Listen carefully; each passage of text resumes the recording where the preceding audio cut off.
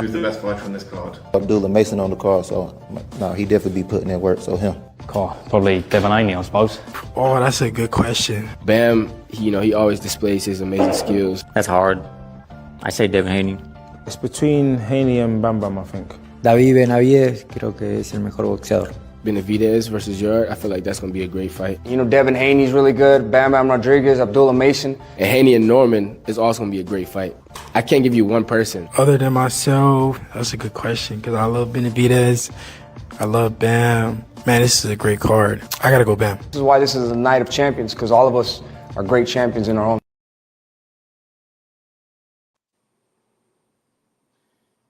Hey, oh my bad. Hey, salute to the family, man. B3 Picks TV. We back again. Cause I'm an island boy. I'm over here making some coffee, man. About to be another long day. You already know. Somebody got a little back. Is that Juan? Juan, you at work?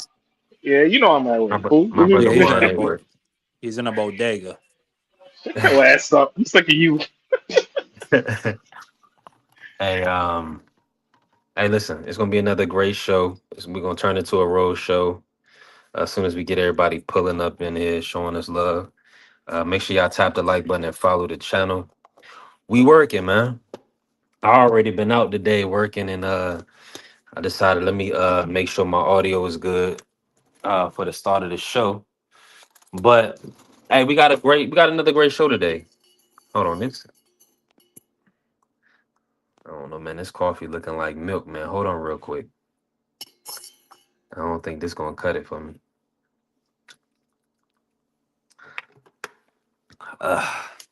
It's gonna have to do. Hey, man, hold on, man. You two, where everybody at? Sending our people, man. Listen, we ain't gonna kick that game until people pull up, man. What's going on? Salute to all my fellas. We can talk trash if that's the case. No, let me just say this. Your president. Let me not do that. It's your channel. Go ahead. Yeah, Mark, come on, son. I was about to say something wild. Crazy. Yeah, man. I know you was about to say something real crazy. Listen, we're gonna talk about the best fight on Ring 4. For sure. That's pretty much the topic of conversation for the day. Yo, real quick, Go ahead, real quick. Yeah, man, I'm sick of these sanctioning bodies, man. I'm so fucking sick of these people. Oh my god, man. These guys. So then you happy about the TKO? You happy about the Aliyah getting amended? Nah, I'm not even happy about that. I'm just. But that gets rid of the sanctioning bodies, though. One. I'm just so sick of these motherfuckers, man. I just like, you know, when you got an ex-girlfriend that she just keeps popping up in your face, and you just want to smack the shit out of her sometimes. Not like that though, but like, you know what I'm saying? Like you. Crazy. That was crazy. You want to fucking like yo. B3K. Why you not disavowing that opinion? Why you not disavowing that shit? That's all the crazy. Say, that's not the views of B3 Picks TV, but I understand the sentiment. You do that shit I understand. Hold on. Time. No, he mentioned a hypothetical, and I understood the sentiments. But go ahead. Exactly. You know what I'm saying? It's just like, bro, like, why do you keep fucking getting in the way of certain shit, bro? Like, bro, I understand that, you know, you guys want to have the convenience of the fees and all this extra shit, and y'all want to pocket money, whatever. Cool, it's cool, whatever, it's cool. But at the same time, too, you gonna keep lining up these fighters for this dude to beat, and it's just gonna be funny. It's fucking hilarious to me. So it's like, what are we really doing with these sanctioning bodies, bro? I really hate these things, man. So it's just, you know, I'm against that. I'm not with the TKO, but I'm definitely against that. I'm with you, man. I'm with you 100%, man. You can hear me? Yeah, we can hear you. Mark, go ahead and cook, yeah. No, I was just saying, but then how else do you defang the sanction bodies, one? I don't know, man. Do it like back in the day. Industry. Man, yeah, but you do it like back in the day. Like back in the day, it was just the ring, magazine championship. Go back in the days. We don't have Kings no more. No, it's not even the Don King effect. It's just the fact of these sanctioning bodies, right? Right, like let's say Bruce Gas. What's good, Bruce Gas? Let's just say that these sanctioning bodies, right? They have all this money to, you know what I'm saying? They want all this money for just somebody to defend the belt. That's how you see like people like Floyd used to just drop the damn thing. It's just like, bro, like why do you guys need to butt your face into certain things? I And it's just like, mean, bro, just Are be you? be Hold just on, supposed to Let make me money. let me get this in order real quick, Mark. You referencing Usyk dropping his belt to Fabio Worley, correct? yeah, nah, facts, Okay. yeah. Let me And tell you. it's not Let me say even this. that. Go ahead. Now you know for a fact that it's not only a lot of politics involved, but it's a lot of maneuvering by promoters. Now, that's a positioning tool for Frank Warren and Matchroom to make Fabio Worley a champion. That automatically legitimizes him because he has the resume to be a champion, right? Based on the fighters that he pretty much beating Joe Parker, right? Right. And fighting his way to interim. So what they do in one, they really making Fabio a credible B side for the big fight. That's it. Now I'm gonna be honest with you. We'll probably get Wilder and then Fabio. So it's gonna be Wilder, Wardley retirement. But Wardley is gonna have to fight Caballero possibly if Frank Warren allows it. Frank Warren will probably maneuver around Caballero, and then Usyk could just fight Wilder and Wardley before he retires. Now I think the only problem with me with that is that, right, if you're going to, right, give Wardley this shot, right, and again, I'm not saying he's not worth of it. I'm not saying none of that. I'm saying this, right? You're gonna give this dude this shot, right? Let's say that in somehow, some way, Usyk's comeback fight, it is Wilder. Let's say it's that, right? And then you come back and you Yeah. beat up fucking Wardley, right? Mm-hmm. There's no fucking point of it because he's just gonna relinquish the belt again because he's going to retire. It's no fucking point to it. And I understand the whole, But he's still the man, Juan. I'm saying I understand this whole significance of, okay, well, we gotta make him credible for this big money fight. Mm-hmm. Again, this is the whole point that I said to you last week was this is a glorified #1 spot. Like, yeah, now he's the champ. But it's like you're glorified #1 now. You're just glorified contender because we know who the real champion It's is. not, and he cleaned out the division, Juan, respectfully. Yeah, that's what I was about to say, Juan. In this scenario, you are absolutely correct. There's really no point of the sanctioning bodies because Usyk is the man. If Usyk drops all those belts right now and continues fighting, like those are just gonna be those are just illegitimate titles. Like y'all are titleists. Y'all are not the champ. Nah, Well, facts. everybody knows You didn't beat your paper Usyk to get them champions belts. until you unify. Yeah, but even then, like it's Or not listen to always. defend. It's not even being the paper champ. It's just the stupidity of certain things. Like certain scenarios are stupid. Like this scenario is fucking retarded. I'm sorry, I'm not saying it like But here's the politically. thing, though. Here's the thing, Juan. I'm gonna get you. We gotta move on from this, right?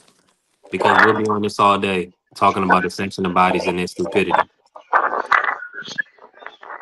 Hold on, I got background. I say we get him up out of here. Well, that's what TKO was trying to do, right? Oh, okay. All right. Mark went on me. He at work, so something must have happened. But I think we should just get him up out of here. no, that's what I said. Isn't TKO trying to get rid of the sanctioning body? Pretty much. But Juan doesn't support that. Well, you got to be careful because, and I don't know, you're gonna throw our brother Juan on the bus. That was funny. The situation with Usyk makes all the sense in the world. Usyk is about 38, 39 years of age. So he's gonna fight Wilder and possibly retire, or he may fight Wilder and then anybody that's credible before he retires. I think. Do you feel like he's earned the right to get the Wilder fight and have support Who? of the people? Usyk versus Who? Wilder. Has Usyk earned the right to get to have that Wilder fight so that way he can say he? Has Usyk what? Listen, I'm just Usyk no, earned no, the well, right? Has Usyk earned the well, right let to me fight Deontay let, Wilder? Are you out of your mind? let me explain. There's going to be a Please. hefty price. There's going to be a hefty price tag on Usyk, right? Also, more than likely, he's going to be defending his titles. So, what I'm asking you is, would a public is this a okay fight for Usyk to take? provided No, that it's he is not. okay. Okay. So No, he has no. Deontay Wilder is a shell of himself. He's shot. Mm, You can't even dress this up like how they dressed up Tyson and Lennox Lewis, and just be like, oh, but Mike is an animal. You know what I'm saying? He might be old. He might have got beat to death more than a few times. But yeah, he's going. It's a chance he could go in there and sleep Lennox Lewis. You can't even do that here. How do you sell that fight? mm. That would just be like a cash grab for Deontay Wilder, because he's gonna get viciously put to sleep. Yeah. I mean, You remember the way how Fury put hands on Wilder in that second fight? Usyk is gonna do him worse. so you giving how much of a chance you giving Deontay to come out on top in that matchup? I'm giving him I'm not gonna say 0%. I'm gonna say I'm giving him a 1% chance that he could crack Usyk with his right hand. That's And so even ten that, times. So ten even his times right defenses, hand and the don't got brother the same. only gets Even one his percent. right hand hasn't been showing the power. B3. He fought a Navy cook his last fight and had to rely on a bullshit ass stoppage. Mm, What are we talking about? yeah, man. I'm with you. I'm with you. I just feel like it would be nice for Usyk's resume, and I would being that he would have fought pretty much all of the top heavyweights of his era. That would be pretty dope. But Marky Dan is gonna run a hard line with Usyk. He can't, cement his legacy on Marky's No, watch. no, no. Understandable. It's just the way how you asked me that question was wild. Did Usyk earn the opportunity at Wilder? That was just Yeah. wild to me. Well, that'd be the American champion. Who other American has he beat? What's the name of that guy? Chaz Witherspoon. He beat him to death in Chicago. Shout There you out go. to Chaz. Shout out to My Chaz boy, Witherspoon. my Hey, boy so Chaz Witherspoon. Exactly. but yeah, let me ask. Let me Free. How your audio? Come on, Free. What's going on? I What's want to bring you going in on on? this. You coming in hot on this? I gotta ask you this. Cause I know you heard when I asked 7A this and Suit the Good Brother 7A. That was a great clip last night on BVO Sports TV. Suit our Good Brother BVO about Wilder fighting Usyk.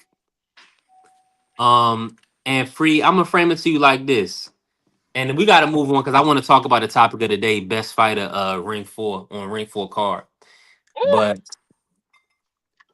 Free, what's your take on Wilder fighting Usyk in 2026? Do you believe that being that they kind of somewhat of the same age, is that an okay fight for Usyk to take? Seeing that Wilder will be the last of the heavyweights of this era for Usyk to fight. Would you accept that fight? And Free tight on it. Free ain't gonna really spend his money on no I pay per would, views. But go I ahead, would, cook Free. I would accept it. Um, Before Wilder, I would accept it. For Usyk, I wouldn't. I look at it as a cherry pick for Usyk. For Wilder, yeah, it's an opportunity to get a unification. You never had unification. You never had the opportunity to unify. You only had the WBC belt. So Wilder, this is his last chance of trying to become champion again.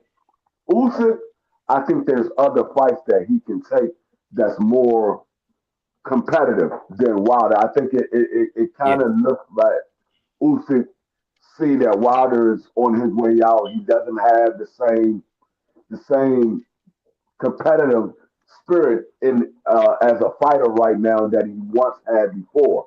So it's kind of a cherry pick for Usyk. For Wilder, no, it's a great opportunity for him to be a unified champion. He never had that opportunity before. So it's kind of two sides of the coin. For Wilder, it's a great opportunity. For Usyk, it's more of a cherry pick. I'm with you. Want to cook on that one, or you ready to move on? Um, I think it's a. I don't think it's a fucking. It's a smart thing. I don't think it's for him to be like, yo, let's fight Wilder. I mean, if this was maybe 4 years ago, this would have probably been a bigger money fight. But it's not 4 years ago, and wishing is sort of hopeless. So just I don't know. I think he can find somebody better. I honestly believe he can find somebody better, but that's just me. Mm. Yeah, I think it's just the name. Of course, I feel like it's some top fighters out there ahead of Wilder right now, but it's just the name. Salute to the family, T Hill. What's good, T Hill? You coming through to hit that like button. Appreciate you, T Hill. We already know it's still early. I know you probably just getting some rest, so salute to the family, T Hill. Okay, Yeah, Coach I Eddie mean, pulling up. Yeah, I ain't gonna my move on just guy. yet. Let me get Coach Eddie in on this, and then we'll cook. We got some time, so we're gonna build on this best fight on ring 4. What's going on, Coach? What's good, man? What's good, brother? Hey man, another Salute, great day. salute, yeah, salute to everybody on the panel. As far as the question of Usyk versus Wilder, man, I don't have a problem with it, man. Yeah. You know what I'm saying? Both guys have, been champions. Well, Usyk is still a champion. Wilder was a champion. You know what I'm saying? Hey, if we can get Jake Paul and AJ, I don't have any problem with Usyk and AJ and Deontay Wilder. I think it'll But be you don't got a somewhat problem competitive. with. Go ahead, Mark. I was just gonna ask. You don't got a problem with it's guys like Caballel out there and Fabio Wardley who might need their next ups, and this guy choosing to fight somebody who's pretty much a body, a shell of himself. I feel like Evander Holyfield got criticized for that. I mean, I'm saying, like I said, if we gonna do that, we gotta do the same. We gotta keep the same energy for all fighters. We gotta do the same thing with Chance Crawford. We gotta hold his feet to the fire. So I don't have no problem with the older guys, both of them guys on their way out. If he wants to give Wilder a shot, hey, it is what it is. Now, Just like they took. I don't have the problem. I don't have the problem. I don't have the problem. Like, let me, like I think Marky kind of just took it and ran with it, but I don't have the problem with it. Again, like Coach said, they're both kind of the same age. They're both on their way out, whatever case may be. But when you talking big money fights, this is what he wants for the next 2 fights, whatever the case may be, whatever many fights he has. He wants big money fights. The Wilder fight is not a big money fight anymore. 4 years ago, yes, we can talk about that. Sir, Now, we can't. no. You can't talk about this in the context of the old boxing industry before Turkey Al Sheikh, because Usyk has been paid over $200 million in his last 3 fights, and that wasn't off of him generating none of that. Mm-mm. You know what I'm saying? So that's what I'm saying. Whatever. But you gotta take the context. Turkey was paying that bag to fight Wardley, or any of them dudes really. No, but you got to take the context of what he's paying for. You got to remember, 3 out of the last fucking 3 fights, they're all kind of technically either been unification, or undisputed, or you have the undisputed bout.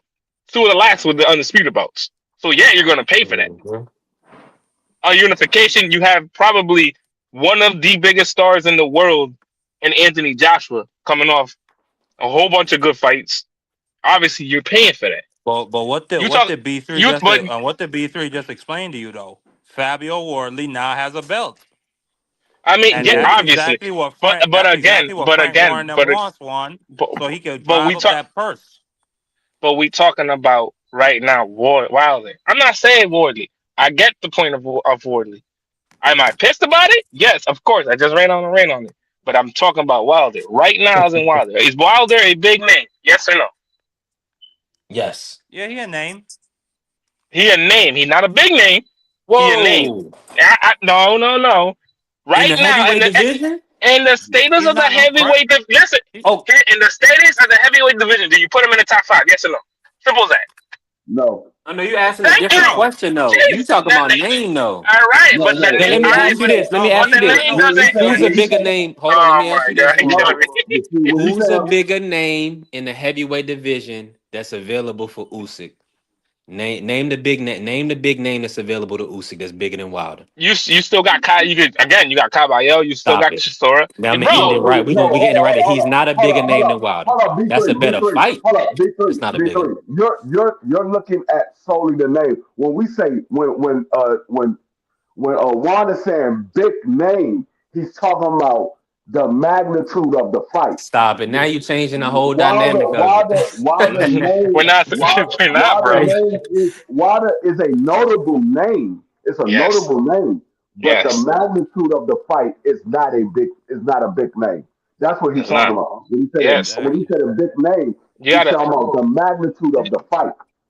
go ahead. Free, not free, but three. You gotta take it. You gotta take it into consideration like this, right? The last time that we seen Wilder in a big fight, he was hot. In words of BVO, he was beat to death, right? Am I wrong? Am I right? Anybody want to answer that? No. Okay, cool. Yeah, Then when the next we're time we not seen in him, a big fight. then Yeah, the next time we seen him, he was on BOK Prime. So you telling me that's a big got a name? stoppage though. B3, you know, I love Bro, you, brother. He's still garners. topic. He's still garners an audience. Nobody, you don't know Caballero. Nah, You just heard of Caballero. Man, no, he Only don't. people know No, that he don't. Caballero is us. no, he don't. No, he don't, bro. Man No, was he don't. fighting in a high school gymnasium in Kansas City. You need to stop, Thank you. B3. Thank And you. what has Caballero done in the sport? Caballero just he beat a whole bunch of dudes. He beat that big Chinaman to death. I mean, what did he He sell beat though? that big Cuban to death. He beat Well, both the like communists as to like the death. second, he was the second or third name on the card.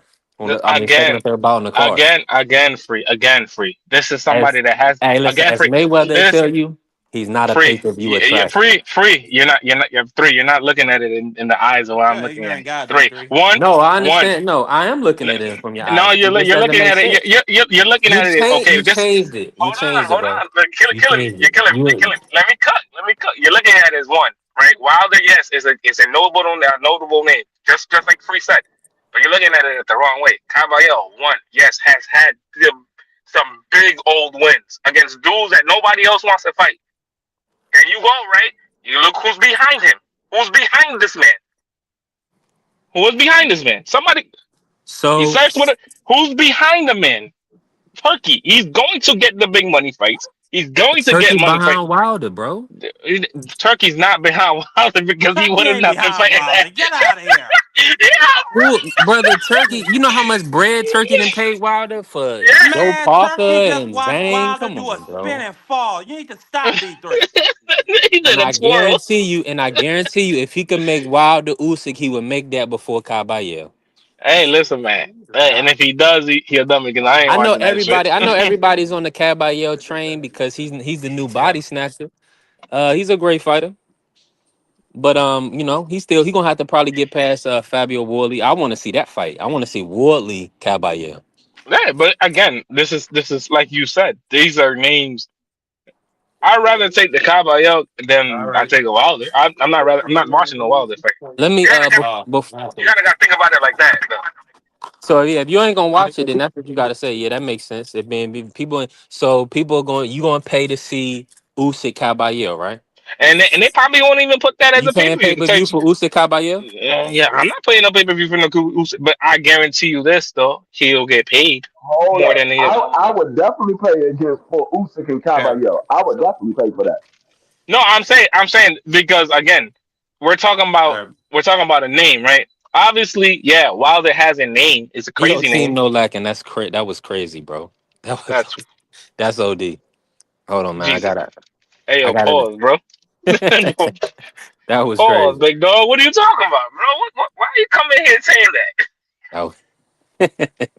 Hey, man, listen. Hey, to each his own, brother. But let's pivot. Why you see Wilder B3, it's your fault because you talked me into paying that $45. So I went ahead and paid the $45 to get the free pay-per-view. I need to get these daggone fights now. I need to get these fights now because you didn't talk me into getting the $45 okay, for these daggone pay-per-views for the rest of this year. So I need these big fights. I don't need no fights that we should have had 5 years ago. I need the big fights. Appreciate you, no lack and salute, bro. I'm with you, free, 100%. I was definitely on board and support. Shout out to my brother Curtis Robinson. We definitely talked up the $45 the zone package. We gonna get Devin Haney, Brian Norman Jr., Benavidez, a ring full card this weekend, and then also, we'll get to see Inoue and Nakatani finally. I'm sure a lot of people haven't seen them fight live, so that'll be another pay-per-view December 27th, right after I'm watching that. Christmas. What Yeah, time is that? Come on. probably the same time. It's in Riyadh, so they're probably gonna try to do it the same time. So on the East Coast, we know we watching a fight between probably 8 or 9. But I'll confirm it. We got a month. Is it Saudi? We got Is yeah, it it's in in Saudi? Saudi. Yep. Oh shoot! Is the Yep. night Yeah, is and the knew he night of the about to get that. samurais? And knew he about to get that bread. And knew he about to get that bread. Is the night of the samurai is hmm in Japan, right? Or no? It's in Saudi, bro. Is it No, it's Saudi in too? Saudi. That's the night of the samurai. That's what I'm talking about. December 27th pay-per-view. No, you said there was a bigger one in April or some shit like that. Oh, That's that's what you the told. you Yeah, they're talk you gonna have a talking mega about fight. the mega fight. Yeah, you talking about Junto versus Inoue. Yeah, Yeah, that's ain't next that? year. This But is you said just that's in this Japan, is right? just them. This is just them being on the card together in December. Yeah, I believe they're trying to do that one in Japan. Yeah, Uh, that'd be dope. yeah, That'd be dope. the big fight That'd be dope for the Japanese Islanders, the Marquis people. for the island What's boy. to the Japs? All right, so hey, let's do a quick pivot, man. We definitely working. Let me run and let me say this real quick, man, because I'm seeing something already in the numbers. Like for whatever reason, like the zone is nasty. Like I got a copyright strike yesterday for the short with Chris Eubank Jr. press conference and Condiment press conference over there when they had their little short snippets. And they gave me a copyright strike for that. So I don't know if that's gonna mess with my YouTube. I think it's gonna mess with my YouTube because I already No, see it. So it's nasty. it's not gonna mess it up. What you gotta do though, when you putting up those shorts, you gotta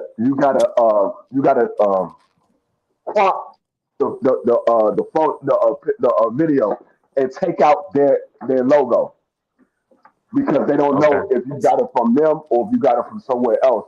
But if it has their logo in there, they know that's something that they put out. So you have to crop that video and take out that logo. Okay. Okay. I got you. Yeah, I'm at it. Yeah, at this point, yeah, I'm definitely gonna do that or not deal with them at all. But you know, we still working. And salute everybody in the building. Tap the like button and follow the channel. Help the channel grow. Um, let me run the video there, and then we gonna cook on it real quick. Other than yourself, who's the best fighter on this card? Abdullah Mason on the card, so no, he definitely be putting in work. So him. Cool. Probably Devin Haney, I suppose. Oh, that's a good question. Bam, he always displays his amazing skills. That's hard. I say Devin Haney. Es between Haney and Bam Bam, I think. David Benavidez creo que es el mejor boxeador. Benavidez versus Yard, I feel like that's gonna be a great fight. You know, Devin Haney's really good. Bam Bam Rodriguez, Abdullah Mason. And Haney and Norman is also gonna be a great fight. I can't give you one person. Other than myself, that's a good question because I love Benavidez.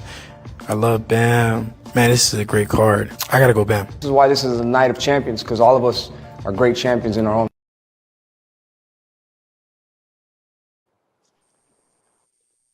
I ain't even redo that and remove the cap cut. But yeah, we working. And listen, Dank already said he think Benavidez is the top fighter on this card.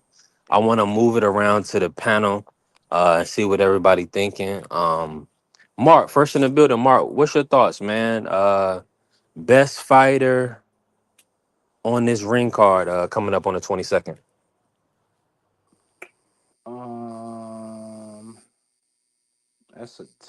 That's tough. I would probably say Bam Rodriguez. To me, he's probably the most he's the one I'm most confident in. Not only that, he hasn't really had too many hiccups in his career when it comes to the outside stuff or the inside of the ring stuff. So yeah, out of all of them, I'd probably say he's the best.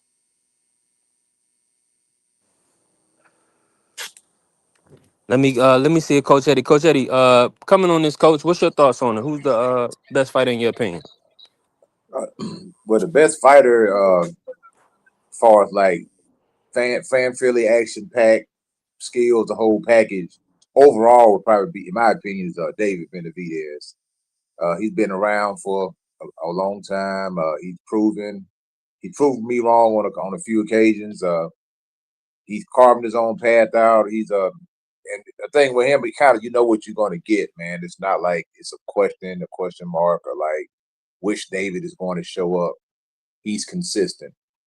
You know what I'm saying? He brings the same energy every fight, and he seems to be adding wrinkles to his game the more and more he fights, because he's fighting good quality competition, so that's making him a better fighter, and it's making him raise his game, and he's taking on another dangerous fighter in Anthony Yarde. So I think but all the fighters are tremendous, but I'm looking forward to the David fight, and of course I'm looking forward to the co-main. Yeah, I'm pretty sure everybody is, but that's where I'm at with it. D Free family. Who you got as the top guy, the best fighter on the card? I'll give it to you in order. David Benavidez, Bam Rodriguez, Abdullah Mason, and then Devin Haney.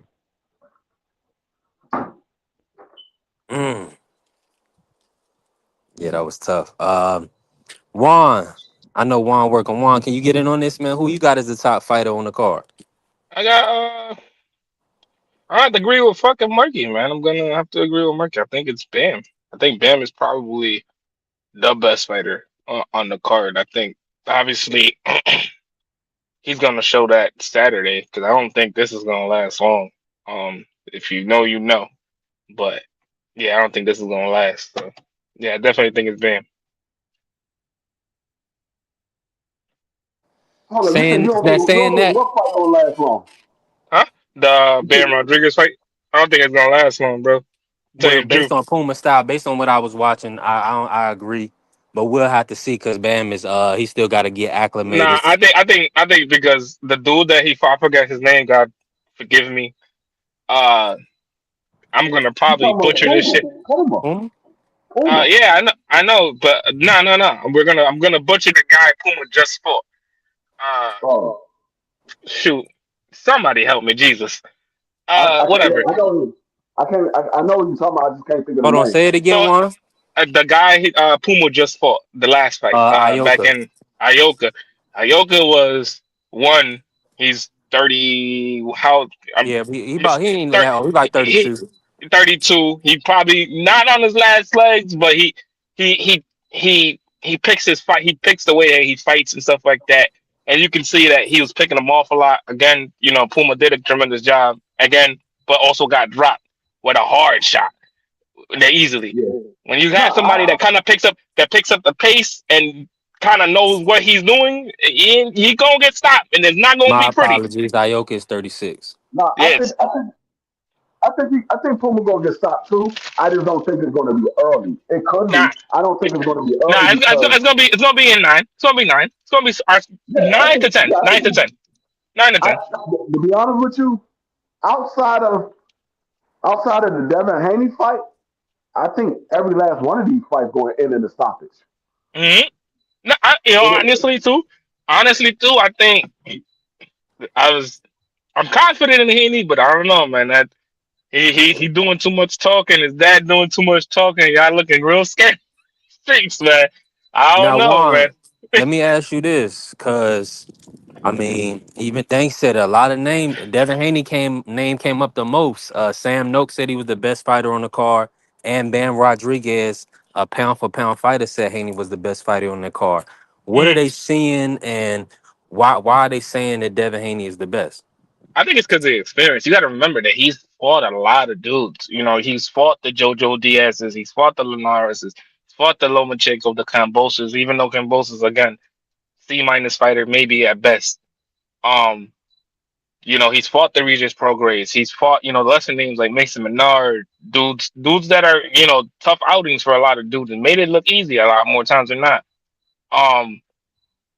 Obviously he's had his hiccups. He's had his hiccups with the Ryan fight. He's had his hiccups even with, the certain shots he got caught with in the Linares fight.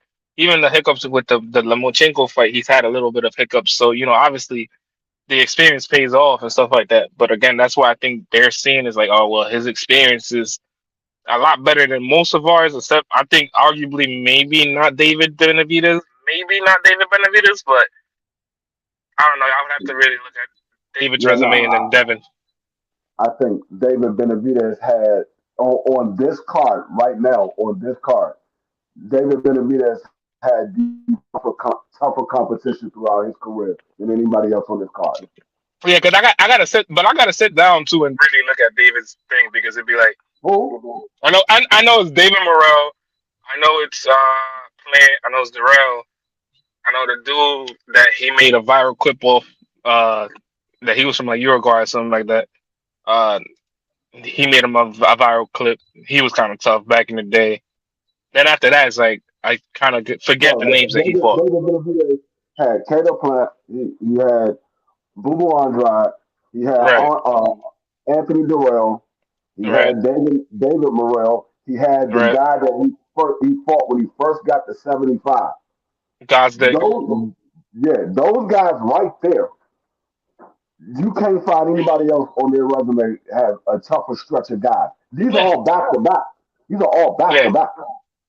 Yeah, I think resume wise, I think I agree with Free. I think obviously besides like I said, besides David, I think Devin has the names. That's why there are a lot of people picking him. But I think besides the resume, I think David has kind of a better resume. Nothing crazy, but it's just he's fought better names. That's all. And can't do nothing about it. Again, just you fight who you fight. Can't really, you know what I'm saying? Can't decide who's in your weight class at the time. But that's the thing, though. I think that's been the knock on Devin and David is that both of them are accused of being weight bullies. You know what I'm saying? So, but the thing is, too, I think he should have been moved up. I think the only reason why he didn't move up was because he always thought that he was gonna get that Tank fight. And obviously, he did it. He thought he was gonna get a Teal fight. Obviously, he didn't. What made him think he was gonna get a Tank fight?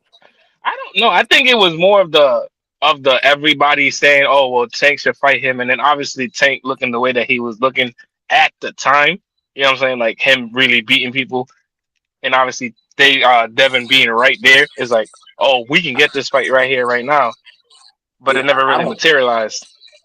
I also think it was also waiting for the coast to clear also at 140 and 147. Because there's no way in the world that you see how that dude be looking on the scale. He's at 135. Yeah, he be looking like Skeletor for real. Man, that dude was dropping like 35 and 40 pounds. Man, that's fear motivated, bro. There ain't no way in the world I'm cutting 35 and 40 goddamn pounds, man. That's ridiculous.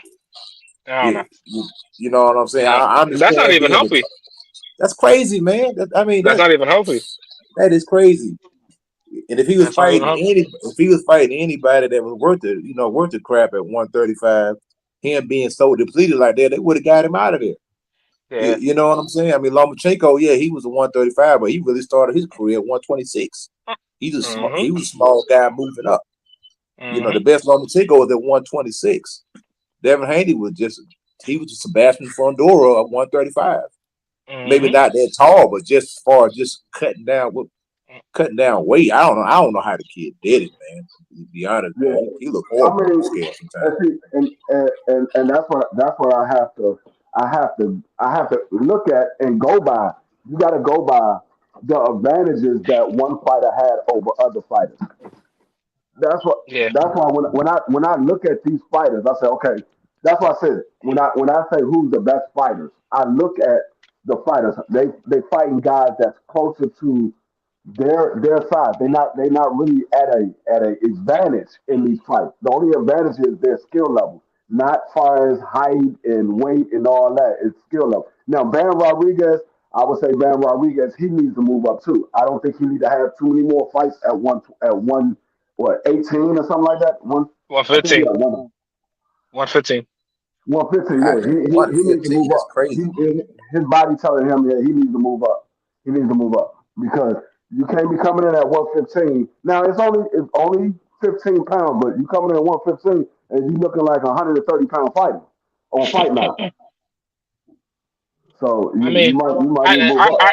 I agree with what you guys are saying. I think obviously they're both weak, but I don't think David's really kind of a weight, but I think David's just, you know what I'm saying? He outgrew everything. Again, he's only 27, 28, right? Same thing with Dev. But obviously as you get older, you kind of grow. Nah, Whatever, I don't. guess. Let's Is not do it that though. not I mean On no with not no like lack. not My like bad. My not bad. My bad. I'm talking about no lacking because um Devin is not the biggest of punches, but Norman Jr. hasn't beat a champion. yeah, but So but he you got definitely looks the part, but let's not say any. I'm not gonna say Devin was cheating. If if he so happens to get a stoppage, nah, I mean if he gets that's a just kind of stoppage, a bro. part of that. That's If just if kind of a part of the sport. if he gets a stoppage, right? Let's say if he gets a stoppage. God knows that he's not. Let's say he gets a stoppage. That tells you a lot. I ain't gonna lie. That ain't gonna lie to you. Like you was out here really draining yourself to fight a lot of these smaller dudes just to have some type of advantage, whatever the advantage it really was. Nah, he wanted. See, the thing about it is this, man. And salute everybody in the building. Tap the like button. We working. If Floyd is his role model, his idol. Mm. So he is mandatory that he is a multiple division champion. He had no choice but to be a champion at See, 135, see, 140. see, but the thing He's is, because he's see, chasing the my thing, greatest of all time. my thing is this. My biggest thing is this. Right? My thing is this, right? After kind of Kambosos fight, just move up. You didn't need to fight Lomachenko. There was no need to fight him He at already that he time. already agreed to it. Which again, like you said, he already agreed to it. Whatever the case may be, but there was no need for that. At that point, you was already killing yourself to make the weight. Then you go up to 40. You have not even two fights at 40. You were still killing yourself to make the weight. At that point, you're 20, what, 6? 27? Nah, Devin was what, 24. 24? So Yeah. that's telling you a lot. I'm That's gonna telling you a tell you. lot. I'm gonna tell you something else too. I mean This that was he's just having off the course. he's having a hard time making 147 also. Mm-hmm. You could tell because he's gonna be. Yeah, He's tall. He's a tall kid, bro. He's but like that is Jerron. not. Like Jerron's tall because Jerron's not small. Like people be like, oh well, Jerron could be at 160 because he's 5'10", probably a little bit taller than that. And same thing with Dev. Dev is 5'10", maybe a little taller. I mean, Devin's a you can tall boy. see it. Look. You can see Now it. let's You say can see it in the hypothetically video. speaking, if Devin did stop Regis viciously, then what? Like that's what I'm I saying. think. People had this concept in their mind that if Devin got a stoppage over Regis, he was gonna get a tank fight. These people He are would never. sick, man. He would never get that tank fight. Right. If he stopped Regis, Nah, he like taller than that. G. we gotta be honest here. The more impressive you look in the sport, the least like you are Oscar De La Hoya or Frank Warner is going to put his, these big promoters is going to just offer their fighters up to you. You'll have to overpay them. You see like when Devin stopped, after he stopped Antonio Moran, you see what that price tag was for everybody after that.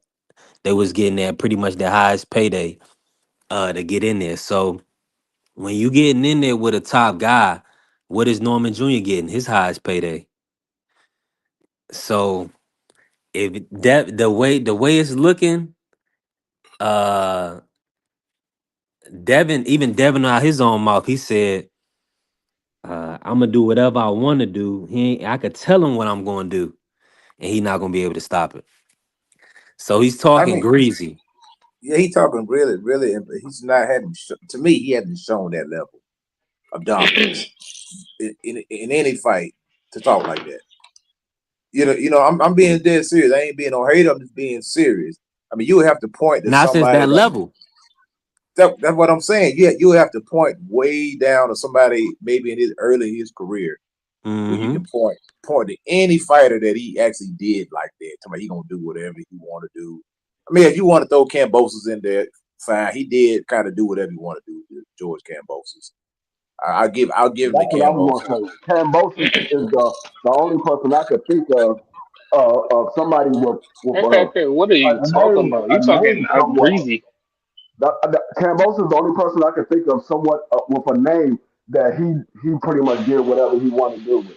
Because even with JoJo Diaz, he didn't do what he wanted to do with. He did what he had no other choice because JoJo Diaz kept coming at him. With Loma. Loma kept coming at him. So I mean, you could probably say Regis, but even Regis was still coming at him. Even when Regis got dropped, Regis still kept coming at him. So maybe Regis, you can say that. Yeah, he But body I weak. mean, I think Devin just he's in the mode of it's fight week. I know I got a big fight coming up. I'm just gonna talk my ish. So I think Yeah. he's just talking his ish. I mean, like I said, Devin will have to pull off a performance similar to what he did with Regis in order to gain a lot of respect from a lot of people because there's a lot of people wanting Devin to stand on what he's saying. You saying Brian Norman is a bum. We don't want to see you having a similar outcome of what you had with Jose Ramirez. You saying this man is a bum. They don't want to see you averaging daggone 18 punches a round. They don't want to see that. They want to see you somewhere in the 30 punch mark per round. So Hold on, Fred. Let me answer this to Grandpa Kerry over here because he be real old. One, nobody said nothing like that. Nobody said he was a weight move. All I said was it was time for him to move up. One, and when it's time for the doula to move up, I'm gonna be saying the same damn thing.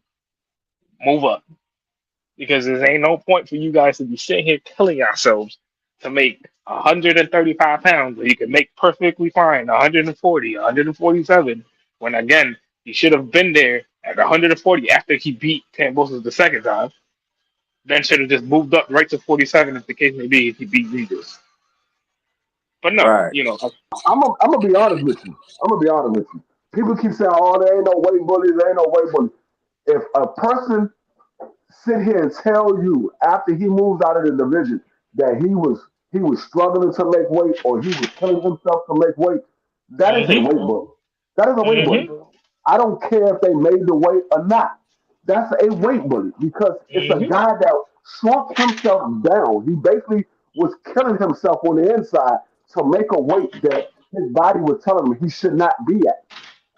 He sat here and came out and said, "Yeah, I was having a hard time So making weight. I was killing myself." Jaron Ennis was weight bully in that last fight at welterweight Virgil Ortiz was versus too. Stanionis. If you want to say so, yeah. I say Nah, anybody. you want to say so? I say anybody. I'll say that. I'll say it. Let me I'll say this. echo that. Let me say this No, real quick. everybody keeps saying there's no These weight bullies. guys, They are weight bullies. I think guys all in of these guys at some point are weight bullies. All of them at some point is our weight bullies. The only ones I can say that are not weight bullies are heavyweights. Those are the only ones. Go ahead, Coach. Yeah, man, I'll echo that sentiment, man. I mean, anytime, and that's why I've never really been a fan of the junior weight classes, or now they call them super, what they call them, super welterweight or something like that. It's basically junior. They took the junior out of it because it kind of sounded derogatory, so they just started saying super welterweight, which is basically 154 pounds. When they didn't have all these stops in between weight classes, it's either 47 or you was gonna fight 60. And what happened is you'll get a better fighter fighting at the 160 pounds than you would at 147 because you're healthy, you're stronger, you're healthy, you got endurance, you got punch resistance, you're filled out, you're fighting where you need to be. Like all those guys are just cutting so much weight. Coach. With the Ennis situation after he fought Karen, he was saying that it was time to move up. But he stayed with 140. Hold on. We're in the ring. Hold on, in the ring. He didn't say that. He said it may be time to move up. So at the end of the day, he stayed for Stanionis because that was a big payday. This is prize fighting. A lot of these guys remain champion. Even Ray Ford, he had to fight Nick Ball with the one at 126 because that was pretty much his leverage, that title. So We just had the example in Fulton anyway, and even Fulton said it. I had to move up, but I stayed down there for a payday.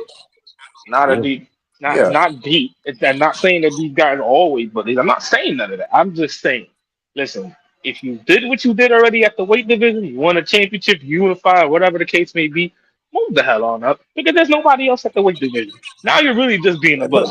And you know why all Hold this on, came let me up? You say know, it's something real funny quick. that came up one because Devin Haney, low. I mean, that was pretty much Bob Arum doing. Now, could he have breached contract? I guess he had an No, out to move up. no. Bob Burnham cannot force Devin Haney to stay at a weight class. He can force Devin Haney to fight a person if he stays at that weight class, but he can't force that man to stay at a weight class. Right. They can't force So him to stay at a weight class. They can force him. If you stay at 35, this is your next opponent. If you move up, then we'll find somebody else for you. But if you stand at 35, this is going to be your next opponent. They can do that, but no, they can't Yeah, force him to stay at a weight class. he won't. so hold on. So I just want everybody on record. Juan, so was Devin Haney a weight bully at 135 because he stayed to fight Lomachenko? Yeah, after Kambosos, you didn't really need to fight Lomachenko. Like, be Okay. honestly, So it be wasn't a honestly. whole reign at 135, just the Loma fight. Is that what you're Yeah, saying? it was just the Loma fight. I think after the Loma fight, bro, you prove what you prove, bro. Go on with your life, bro. Well, Go on with your I life. would say this. Me personally, I believe the Cambosos and the Loma fight, he was weight bullying because he looked like a skeleton on that scale. That man was drained to make that weight. When you But even drain yourself to make a weight, you are a weight bully. You're fighting in a weight class you're not supposed to be in. There's hold nobody on, that hold on, needs. Fred. There's nobody Hold that on, needs Fred. to drain themselves to fight. Hold Nobody on, needs to Fred. drain. Hold on, Fred. First of all, I'm not saying that it's not his best win carrier. One, two. Again, you're not hearing what I'm saying. This is how you know you started watching boxing back in 2011 because Right. again, you sitting here saying, "Oh, that's his best win." All right, yeah, that's great. But then you're talking about a Lomachenko that was out the ring what, a year and some change? Stop it. Yes, bro. He was Did he out fight here. Jermaine Ortiz? He fought Jermaine Ortiz a year prior. Hey, Come on, well, bro. Loma fought him off a year, right? Hey, and I again, mean, I'm not saying I'm not, Tio fought Loma off with a year layoff, right? hey, So it ain't no big deal. That's hey, boxing. listen, right, and okay, and I'm Especially not for the saying, old guys. so, yeah, if he want to solidify his, bro, stop it, stop Nah, it, bro. listen. He was No, killing hold on. himself You to make gotta the weight. agree, Juan. That's the only name that people really they don't try to move around it. When they say, yeah, Devin, he got the Lomachenko. When they try to That, they don't really want to say they don't think he won, but I mean, they try to and I give, listen, and I'll everybody be the else they first, and I'll be discredit. the Everybody else they first. discredit. Listen, They discredit Regis. and I'll be They the first discredit one. Listen, Jose Ramirez. They listen, discredit Jorge Linares. They listen, discredit three. Joseph Diaz. They discredit Gamboa. Listen, three, and I'll be the first one And to definitely sit here. George. Listen, three, and I'll be the first one to argue with anybody in the world that say, "Yo, Devin really did beat." Because I say he beat him. I ain't say that Loma beat. I said Say his he beat him. name. Say his name. Who he beat? Devin Haney beat Loma. I'm sorry. There's no way that you're gonna sit here and do nothing for the first couple rounds and then think that you're gonna win a fight in the last couple rounds. There's no way. I'm sorry. I'm gonna have to stop smoking because it's really ridiculous now at this point. But again, I'm not gonna sit here and argue with the carrier because again, carrier watches UFC. He a jarhead. I ain't gonna even talk about him. He said he on a boat in the middle of the ocean somewhere. Yeah, So like I I'm said, just saying, anybody as that far that as far as the donated. weight thing, as far as these guys dehydrating themselves so much, I mean, just take 3 milk jugs. That's what these guys dehydrate themselves to. A gallon weighs Mm-hmm. about 8 pounds. So this dude literally taking 3 milk jugs of fluid out of his body to make a weight. David Benavidez does it also. Jerron did it. I don't know if Jerron probably taking 2 milk jugs out. So 25 pounds, man, that's 3 milk jugs of fluid. But you got That you and take What also all Dank? day Yeah, long. they doing a media workout today, Dank. Let me. yeah. I'm trying to look that up real quick. Yeah, but you gotta also remember these guys, right? Most of the guys that I'm pretty sure Kerry is talking about, the Hearns, the Leonards, these guys all moved up in their primes. In And the middle of their primes, The except for open Pete. workout is on right now. Bet. I'm gonna tell y'all. Weight bully came into effect when they did away with the same day weigh-ins. Once they did away with the same day weigh-ins, that's Yeah. when weight bully came into effect. Because Yeah. now, we can weigh in the day before or 2 days before, and we can rehydrate to whatever we want. Okay, all we got to do is get to that weight, and then we can come back to what we normally walk around at or close to what we normally walk around at. That's when weight bully came into effect because you got guys that's supposed to be fighting at welterweight or super welterweight that's fighting at 135. Right. They literally fighting at Do your thing. 135, but they're supposed to be fighting. They're supposed to be fighting Sebastian Fedor. But I'll tell you something. I'll tell you somebody else who's the weight bully. Chance Crawford. Yeah, no, they already. I know a lot of people don't. I know a lot of people don't want to hear, but I'll tell you what. You go back and watch when Ted Crawford was weighing 135. He would routinely come back to the ring 20 pounds heavier than what he weighed in at. Bomac already told everybody. He said Bud was supposed to be fighting at the bigger weight, but I told him to go down. Go down to 135. Canelo was a weight bully. Canelo was a weight bully at 155. Right. Canelo weight, that was a weight bully. That dude showed up 182 pounds one time. Listen, right? He weighed at 155 and showed up at 182 the next day. Coach Eddie, because how old are you, Coach Eddie? 47. 47, right? So you probably was around. You probably young, but you was around for this one, right? So after the Sugar Ray Leonard bout, right? This was his 33rd fight. He was at 147 pounds. Thomas Hearns, right? What's the next weight that he fought? Ernie Singletary. What weight did he fight him at? I think he went up to 160. I think he went up to 154. This is at his 33rd bout. Sugar Ray? No, Thomas Hearns. Oh, I was saying, no, Sugar Ray was 150. It wasn't no 54 there. Yeah, well, 160, whatever the case may be. Right. So now, right after that, right, he went back. He went up. He fought Marcus Geraldo. He fought Jeff McCracken, and then he fought Benitez at light middleweight. This is what it says. Mike Rem, salute. What's Right? good, bro? So you telling me that, right? Somebody that's how tall is Thomas Hearns? 6'1", 6'2"? 6'1", 6'2". 6'1", 6'2", right? I'm not saying he was a weight bully. I'm saying he moved up when he said it was time for him to move up, right? These are all the fights that he needed. He didn't even. This is all the fights he needed. He moved up. We're saying it like this, right?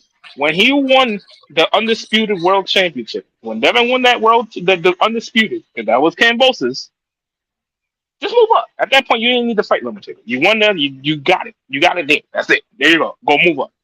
Because at that point, you're just killing yourself and you're hurting your body. He wanted the payday though. He wanted the payday. He wanted. Go ahead, Free. You only move up if your body is telling you to move up. Because people like Marvin Hagler, he was fighting in his right weight class. He never moved up because he was a 160-pound fighter. That's why you never see Marvin Hagler come really blown up. You never seen him look like a skeleton when he got on the scale because that was his natural weight class that he fought at. That's why he stayed at that weight class. Bernard Hopkins stayed there forever. Triple G stayed there forever. You see, and even Floyd, people are gonna be like, Floyd was a weight bully. No, he wasn't. Floyd fought at 126 pounds. After he outgrew it, he went up. I think he was at 3 fights at 140. Maybe 3 fights at 140. I think he had a couple fights at 35, but he was at his natural weight class by his 33rd fight. And on top of that, he fought above his weight class. So there's no way that you telling me that he's following footsteps of Floyd, because Floyd already had moved up by the 33rd fight. Man, stop it, Juan. Brother, you know his father's moving his career. So that's what I'm saying. They taking it ain't gonna be lock and step, but look at what Devin has done at the age of 27. No, and I'm not discrediting it. This is the shit that you're thinking of discrediting this kid. Aircraft never fought before. He said, you in your right weight class when you make weight or weigh in. Duh. So what you're telling me is, if David Benavidez can get down to 154 pounds on weigh-in and then blow back up to 175, he's fighting at his right weight class at 154? That's what you're telling me, Aircraft? You were saying David Benavidez is a weight bully. because he was fighting at 175. But he can make 154 on weigh-in. If that man can make 154 on weigh-in and he makes 154, you telling me David Benavidez is fighting at his weight class because he's fighting at 154 because he made it on weigh-in night. Come on, man. Stop it. I can tell you. I can tell you. Errol Spence did the same thing too. Errol Spence stayed too long. Weight. Yeah. Errol Spence he stayed there way too long at 147. I've always said that big payday for that $25 million Bud fight. Again. I'm not hating on people on YouTube that say, "Oh, you in the right weight class if you make it on weigh-in night." You're not listening to people that actually been in the ring. You're not listening to people that actually been in the ring. You listen to people that never been in the ring. Shit. Matter of fact, didn't we just have Jaleel Hackett on BVO Sports TV, and he said it. He said his son couldn't make 27. He had to move him up to 54. He had to move him up. But he only realized that when he couldn't make the weight. Exactly, and he wasn't even. So let me say this: so if you make the weight, if you continue to make the weight, and then you win all your fights like Devin Haney, I guess you just move up when it's no longer no money fights there. So that's what I'm saying. If Shakur, so he would have gave us the Shakur fight. He sent Shakur an offer, right, Juan? So if Shakur accepts that fight and he fights Shakur 135 and gives us that fight, is he a weight bully then, or is he daring to be great? He's still a weight bully. He's still a weight bully. Because even Shakur though, like even when Shakur was at 126, it was time for him to move up. There was no need for him to fight those extra three. Again, the payday, like you said, the payday. There was no need to fucking make those extra fights. Yeah, man. I mean, these fights, they in a tough spot, man. They gotta defend those titles. So those titles mean a lot. Aircraft. Those can be the rules, but it also can be true that these guys are weight bullies. Those can be the rules, but all I'm saying is when people say there is no weight bully in sport of boxing, they're lying. There are weight bullies in the sport of boxing. They are. That's the reason why. That's the reason why the term came out of weight bully, because they know that there are weight bullies in the sport of boxing. They know that. They know that guys supposed to be fighting at another weight class, but they drain themselves down to fight at a smaller weight to get an advantage. That's the reason why the guys do it, to get an advantage. You know who was the perfect example? Carlos Baldomir. There you go. That I just had thought about that. You know who that's the perfect example. Somebody that walked around at damn near 200 pounds. You think we just made up this term weight bully? No, the term came out because these fighters said, man, these guys are way too big to be fighting in my weight class. The fighters are saying that. It's not us that's saying that. The fighters are saying, man, this guy was 165 pounds and we fighting at 135. There's reasons why. There's reasons why Tank put that damn fucking weight restriction on Ryan. There's reasons why. I wasn't even talking about Devin Haney. I was talking about Rolly Romero. That man came in at 155 when he fought Tank. There's been rules, bro. Shoot. Night of the fight with Baldomir, Floyd was outweighed by like goddamn near 35 pounds. No, weight bullies does not apply to heavyweight because there is no weight limit at a heavyweight. All of the other weight classes have a weight limit. Heavyweight does not have a weight limit. It's unlimited weight at heavyweight. I want to say something about heavyweight. Hey, it's an open workout right now. This African dude is like yelling and screaming. He better not faint. Free. You gonna fight him, bro? You heard? This dude, this is a little short dude. He going wild. Free, you gonna fight him? Open workout for what? Open workout for what? The Ryder Cup 4, the Ryder 4 Cup. Oh, okay. Yeah. Man, for the ring full card. What are y'all talking about? In the ring, the big fight, man. Yo, Pop, you wild boy. My fault. Weight bully applies to heavyweight when heavyweight does not have a weight limit. There is a weight limit for all of these other weight classes. There's a weight limit. Yo, Pop is a wild boy. Salute to the family. Smoke pulling up. What's good, Smoke? What's good, bro? Let me bring you in like this on this. Who's the best fighter on this ring full card in your opinion? Oh, hold on. Let me run this for you. Salute to everybody in the building. Punch the like button. Follow the channel. We definitely working. I'm gonna get Smoke to cook on Telling this. yourself who's the best fighter on this card. Abdullah Mason on the card, so no, he definitely be putting in work. So him. Probably Devin Haney, I suppose. Oh, that's a good question. Bam, he always displays his amazing skills. That's hard. I say Devin Haney. It's between Haney and Bam Bam, I think. David Benavidez creo que es el mejor boxeador. Benavidez versus Yard, I feel like that's going to be a great fight. You know, Devin Haney's really good. Bam Bam Rodriguez, Abdullah Mason. And Haney and Norman is also going to be a great fight. I can't give you one person. Other than myself, that's a good question because I love Benavidez. I love Bam. Man, this is a great card. I gotta go Bam. This is why this is a night of champions, because all of us are great champions in our own.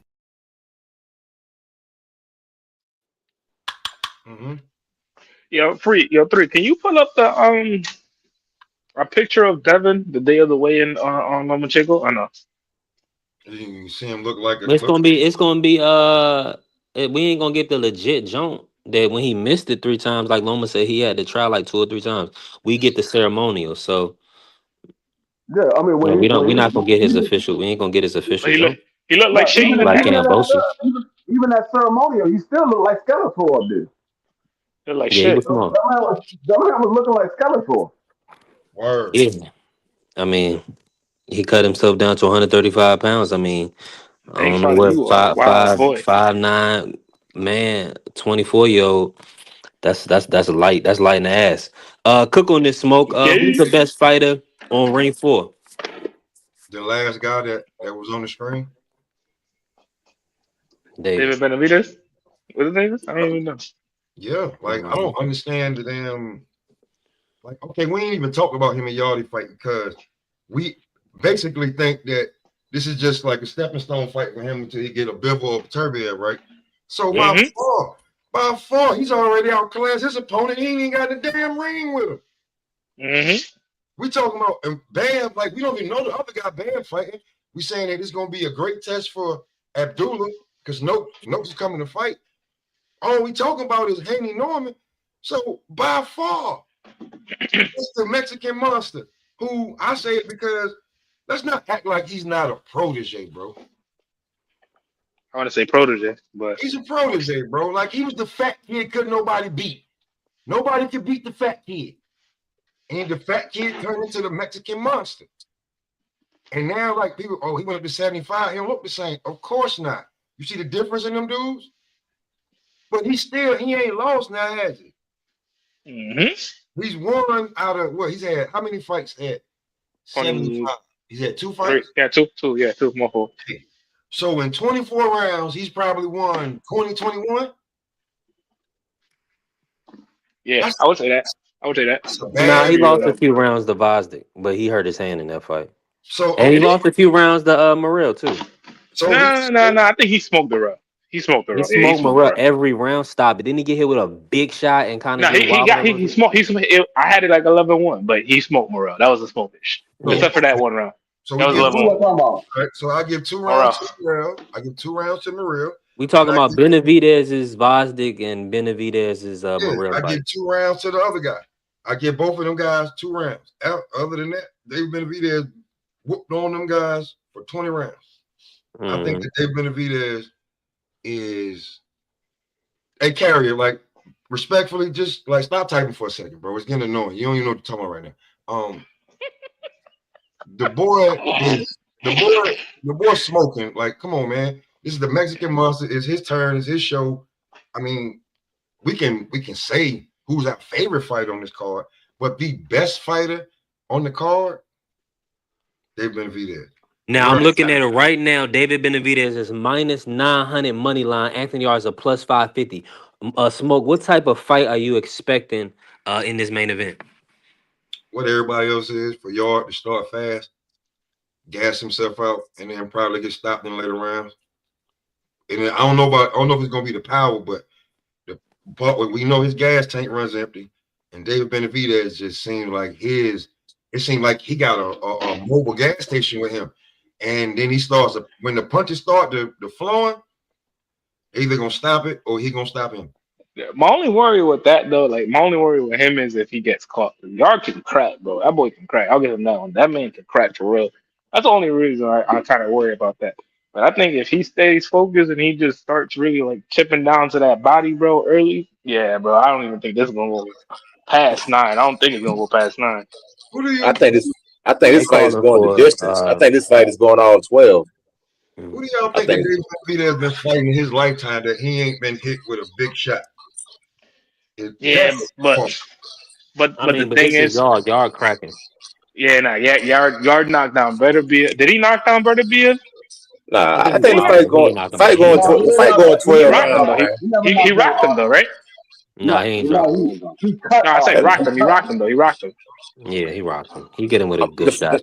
the fight going 12 rounds, man. David ain't stopped nobody at 175. He No, hasn't even. David Nah, he The Benavidez gonna is fight, the stop. fight. stopping. I You know. know why? He ain't gonna stop You that know, dude. I'm telling you, man. He's not gonna nah, stop him. I you know promise why? you. You know why I I'm say not he's saying. stopping him? It's because he's gonna start breathing heavy, and once he starts Nope. breathing heavy, that's when Nope. he gonna be like, Nope. yeah, it's No, time. Nah, He but ain't, it's he's gonna be not like, gonna stop him. I promise you, he ain't AOE, gonna stop that dude, man. AO I Coach promise E, you, he's bro, not gonna AO stop that Coach E, dude. bro. He's not gonna stop him, Me and man. you gonna have to place a bet on that $5 bet. You and No, me. I'm saying I don't bet. I'm just saying he's not gonna stop him. David hadn't showed me he hadn't stopping power at 175. I mean, he beat on I mean, Vosnick. He beat on Vosnick. Vosnick didn't even get wobbled. What are you talking about? He's not gonna stop this guy, man. Yeah, but And y'all acting like. Vosnick is a different animal though. But The hold Gosdick on, is a hold different on. animal. Well, you just talking right now. You ain't listening, man. Salute to the family. Hear RD me out for a Boxing, second. man. Cook Coach. We gotta talk one Yeah, at I'm a just time, y'all. saying. Come on, Cook You Coach. got to remember that the brother defense is underrated. You got like that.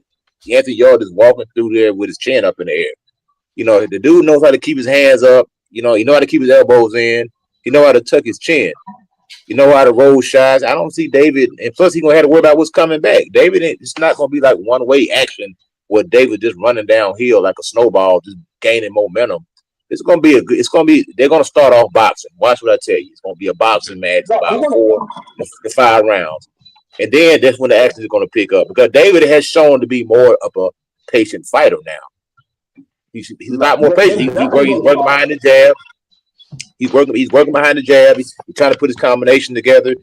I just don't see him stopping Anthony Yard. I think Anthony Yard has enough. Even if he went to a survival mode, I think he's tough enough and durable enough not to get stopped. Nah, but I think that survival mode is not gonna work with somebody like David though. Even with like Brother Beard, it barely worked. Yeah, they definitely going to start off boxing. David Benavidez always start off boxing. He always start off boxing, and he try to work the body. He throws shots to the body. Once he sees that gas tank starts to slow down, which is usually round 4. Once he sees it starts to slow down round 4, that's when David Benavidez pick up his pace. He picks up his pace and he starts stepping forward and start throwing combinations. The problem with Anthony Yard, he's very muscular. That oxygen is going to start to give out once he gets hit to the body and he's moving around the ring trying to stay away from the combination that David Benavidez is throwing. It's not going to be a power shot that David Benavidez. It's going to be accumulation of punches, and he's going to get stopped. It's going to be accumulation of punches. He's going to get stopped. Anthony Yard has a problem with the back half of his fight. He starts off very well. He's going to be the most dangerous the first 6 rounds. But the second half of that fight is when Anthony Yard gets tired and he slows down. That's when David Benavidez is actually at his peak. The second half of the fight, he's at his peak. I seen David get tired in 2 of his last fights. He got tired in the Boston fight, and he got tired in the Because he was you gotta remember he was at a certain point with the Gosdick fight. He started fighting off that back foot. He's not a real natural back foot fighter though. You gotta remember. And even with the Morrell fight, he was trying to get that dude out of there because he was really like sick of dude. Like you gotta remember, he was throwing a lot of power shots in that fight. That whole fight, he was trying to get him out of there. That's why he got clipped, I believe, in the 8th round because he was trying to get him out of there. And David never got wobbled. He never got dropped. He's not punching the same at 175. Them punches he was beating up them guys at 168. That's what I'm saying. He's not gonna stop this guy. But you gotta remember, Coach. There's certain styles that are not gonna work. That athletic, I'm gonna sit here and I'm gonna show out. That can only you should know, Coach. I'm pretty sure you got a whole bunch of fighters that are nice that you train them to be like, all right, bro. You gotta learn how to conserve energy. Yard is not that good at that. he doesn't conserve his energy at all. He just First went 5 12 rounds. rounds, He just went. like I He just agree went with you. 12 rounds. He just went 12 rounds with B. Yeah, but he was fine. You can say He that went about 12 rounds Caleb with Plant. who? Caleb Plant gas tank is trash, and I love Every y'all with 12 rounds with who? it was I think it was like a trilogy that the guy fought. Linda B. Arthur. Yeah. Yeah, see, but that's not the same type of level fighter, That's not G. the same type of fighter as David Benavidez. Yeah, that's not the same. Not with Y'all, y'all. I think y'all missing the point. David is not a destructive puncher at 175. He doesn't need to, bro. He needs to work the He ain't body. stopped nobody. He ain't stopped nobody at He's gonna 175. work. I He promise fought the that you're gonna work top that guy. body. Hold on, he fought the number 1 guy at 168 He in only David fought. Morrell, coach. No, he only fought 2 guys at 175. Y'all act like he fought everybody. He only fought 2 No, guys. he fought one guy at 175. Darrell He moved up fought with a him. phenom. He fought a Hold on. phenom and a former champ. Listen, Who's that? I understand. Who's a phenom? No, Bosnick? listen. You talking about Bosnick the phenom? No, Come you're on, talking coach. about No, let's Morrell. not You're hate talking on about Morrell, Morrell. man. No, Don't do that, man. We're not gonna act like Morrell wasn't champion with like 4 fights. Morrell is an idiotic mind frame. He disappoints me. He's Okay, probably but he's probably one of the dumbest fighters I ever seen in my life. If you want to keep it 100, man. He has so much talent, but it's like he has a hamster wheel for a brain when it comes to boxing. Whatever y'all believe. If you believe he only fought 1 guy, if you believe he fought 2 guys, it's still only 1 guy at 75. Y'all act like he fought a bunch of guys. Because he didn't stop this 1 guy at 75, he's not going to stop nobody at 75. That's 1 guy. That's 1 guy. He didn't stop everybody at 168, but he stopped a lot of people at 168. Are you picking David to get the stoppage free? Yes, most definitely. I got David stopping Anthony Yarde in round 9. Most definitely. Anthony Yarde hasn't shown me anything outside of power that David Benavidez has to be worried about. He fought a boxer multiple times. He fought a power puncher multiple And times. y'all gonna sit in that Philly shell, Hope and everybody David all ain't right. gonna That sounds like ain't somebody gonna Y'all stop posting that gonna shit, glass. man. you gonna He get ain't beat gonna up in stop that it. Philly shell. I promise You he ain't gonna get gonna beat up in stop it. that Philly shell. Hey, let me say this. Let me say Get beat this. up right in that Philly shell. Let me say this real quick. Sutha, my brother, Mr. Shelton pulling up and Ja pulling up. We got a full panel. I'm about to turn into a roll show. Hey, y'all already know how I get down. We got to talk one at a time and just make sure the audio is clear. But let's cook, man. And y'all tap the like button, follow the channel. Y'all see we working. What's going on, Mr. Shelton? Fellas. What's good? You come. We see that sunshine, man. You in that beautiful state. Yeah, I'm outside, man. I'm outside. Go I was on. just listening to Go on. y'all, man, and it's tripping me out what y'all saying because y'all having an argument that doesn't need to be even a debate. Anthony Yarde is gonna do what he does, which is get tired. Exactly. It's not like he got tired in 1 fight or 2 fights. He gets fucking tired in every fight. Exactly. He's gonna get tired, and when he gets tired, he's gonna get his ass whooped. That's what happens with him. The one thing you can say all this detrimental shit about Benavidez, he don't have this, he don't have that. But the one thing he does have is a gas tank. And the other thing he does is not stop punching. He gonna beat the shit out of this man. If this man don't knock him out within the first 4 rounds, this fight is over. Oh, so Mr. Shelton, because he's going to get tired. Mr. Shelton, back to the question that yes. He started with, who is the best fighter on this card? I said it was David Benavidez. That's how we got here.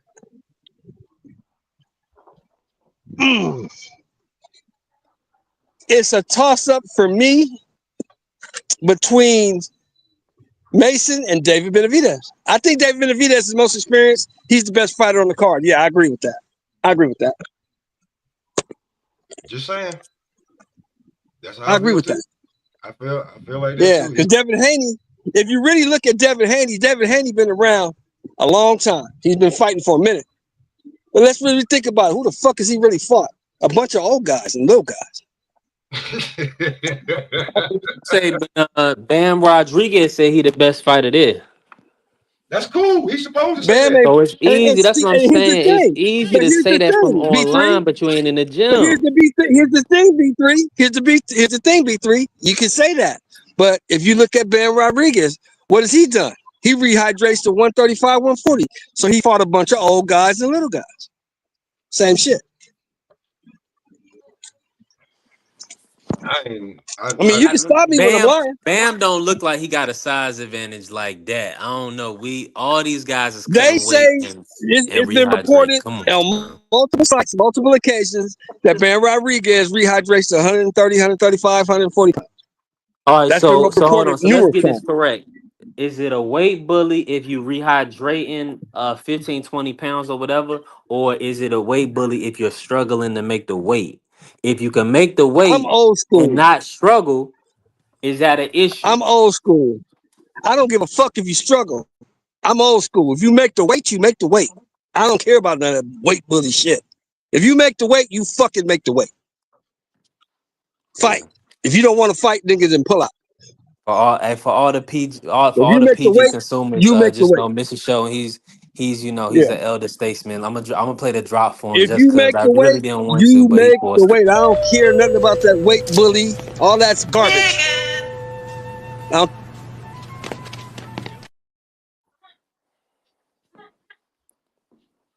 Yeah, you on mute, Mr. Show. But I'm with you though. I'm in full agreement with you. Ja, you in the building? What's good? Ja rolling up. Hey, are y'all Yeah, if you there? want to Are be y'all honest and not?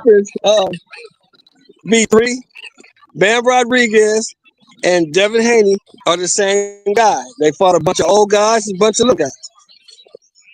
Dang. I like Bam though. That's the difference. Don't change the fact he fought a bunch of old little guys, even if you like him. Yeah, I like him. That's the difference though. When you talk about him and Devin, it's like niggas don't like Devin. Bam's all right. You don't like Devin? I'm saying a lot of niggas don't like Devin. You know what I'm saying? I'm just saying like, and Bam is quiet. He's humble. He does his job. Nah, that's a narrative. That's a narrative. That's propaganda. Smoke. Niggas like Devin. It's not people like Devin. It's the thing about it is that respectfully, the black community is tarnished, man. His nigga Hold on. What's respected is things that really shouldn't be. Now, standing up for your family and taking care of your family, things like that, that should be respected, right? You know, so you literally putting on your whole family, but people dismiss that. All they want to say is that, well, you don't got no tattoos on your face and you ain't doing this and doing that. That's what I'm saying. It's corny. It's a lot of people not thinking, man. That's But you what it comes want down me to tell you what else is corny? I'm gonna tell you what else is corny. What else is corny is saying fuck your mama when your mama's on her deathbed. That's corny. Suing your baby mama for stuff you know you ain't gonna get back. That's corny. That's corny. Instead of getting it back in blood, saying your opponent, you want full credit for fighting the best guy at 147, but you gonna say he's a bum and he ain't fought nobody. That's corny. Instead of getting it back in blood, like so if you get knocked out by this bum, you get knocked out by this bum, what are you? Corny. You wishing on a star. You wishing you. No, I'm just saying. No, I'm just saying B3 because you said I'm wishing on a star, but what you fail to realize, young brother, is a fight. Anything can happen in a fight. All right, so you're picking Norman Jr. to stop Devin Haney. I've been doing that for a long time. I didn't just start today. Word. And you know what? Since we out here, So let me ask you this: why didn't he stop Quentin Randall? Why Devin Haney ain't knocked nobody else since 2019? Same reason. Word. You ain't picking Devin, but it's stopped it. Well, I think with Quentin Randall, actually Quentin Randall is a good fighter. He's tall, he's rangy. I'm gonna tell you why he didn't stop him. So I'm gonna tell you why he's a good fighter. The reason he didn't stop that person is because that person is not like anybody else. He's that person. We don't know if he got a good chin. We don't know if his defense, if it's because of his defense. There could have been a number of things. The reason why he didn't stop him. Could be a number of things. But because he didn't stop somebody that y'all believe he should have stopped, doesn't mean he ain't gonna stop the next person. I don't know who y'all is, and I never said I believe No, he should have I'm just stopped saying Quinn in general. Randall. I'm just saying in I'm general. just bringing up the I concept I that heard other people say the people same thing. thinking Why didn't he stop? Why didn't he stop this guy? Why didn't he stop that guy? Why didn't he stop that guy? It's a number of reasons why he didn't stop those people. But that doesn't mean he ain't gonna stop this guy. Now, like I said, I haven't made my pick, but I'm not saying that it's out of the realm. AD Free, you can ask that question. Why Devin ain't stopped the last guy? You know what I'm saying? I'm saying why Devin ain't you stopped the last breaking guy? up. You can ask the Breaking up. You question break. either way. You know what I'm saying? I mean, it doesn't You really mean anything. You breaking Just up, because Mr. Devin ain't Shaw. stopped the last 8 guys don't mean he ain't gonna stop this guy. Yeah. Well, Quinn Just Randall because Devin ain't stopped the tough last guy. 8 guys doesn't mean he's not gonna stop this guy. I want to say something too.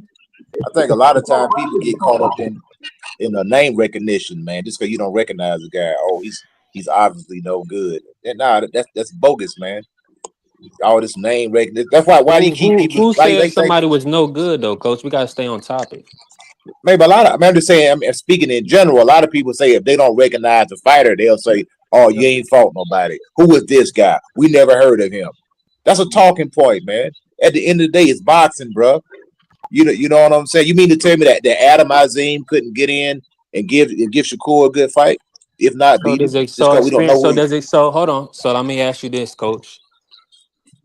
Does experience matter?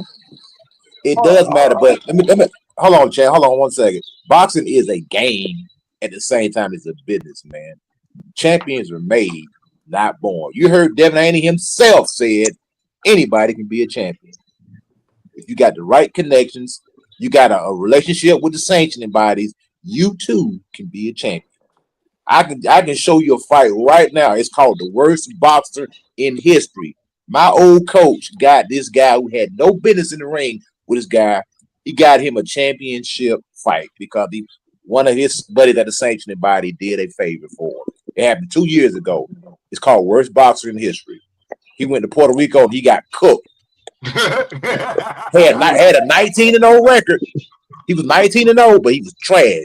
And he got a title shot because he called one of his buddies at the sanctioning body and said, "Hey, I got a fighter. Can you put him in this fight?" And guess what? He put him in it. So boxing is all about moving around a chessboard, making relationships and making connections. Yes, you do have to fight. Have to have fights. It's all about getting names on your. It's all about getting names on your record, mate. In other words, when you're building a fighter, this is how you build a fighter. You take a fighter, you get a piece of paper, and you write down 10 of his next opponents, and you line them up. You take 10 guys, you line them up. We're gonna go after this guy. We're gonna go after this guy. We're gonna go after this guy. We're gonna catch him when he's at his worst, and that's when we're gonna present him the offer. And that's what they try to do most of the time when you build a fight. It is what it is. It's all about exploitation. It's all about finding an advantage. It's all about getting the guy at the right time. Catch the guy when he ain't at his best. Catch the guy when he's slipping. Catch the guy when he's shooting bad, because it's gonna make your job easier to beat that guy.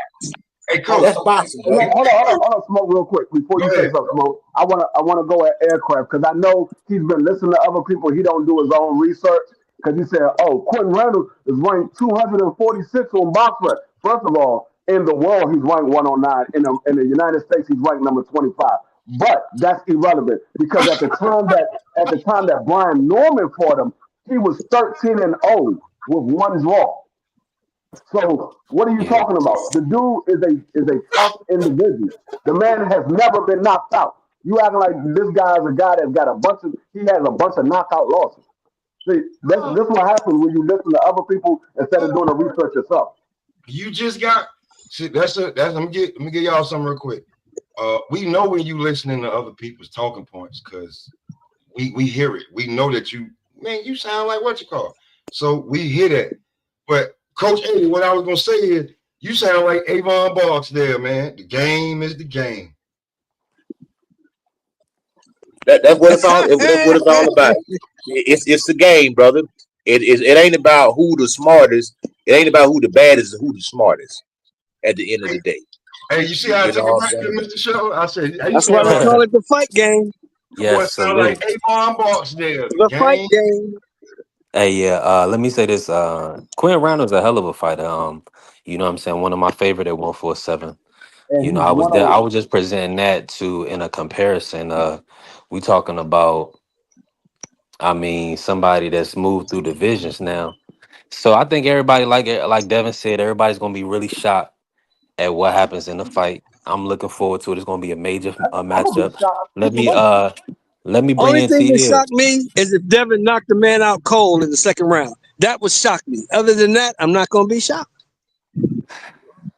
Yeah, Yeah, that would be shocking if Devin knocks. yeah. I think Devin is like plus 3,000 1 through 6. No, So yeah, aircraft. He's that's 109 now. He wasn't 109 when he fought Brian Norman. He's 109 now.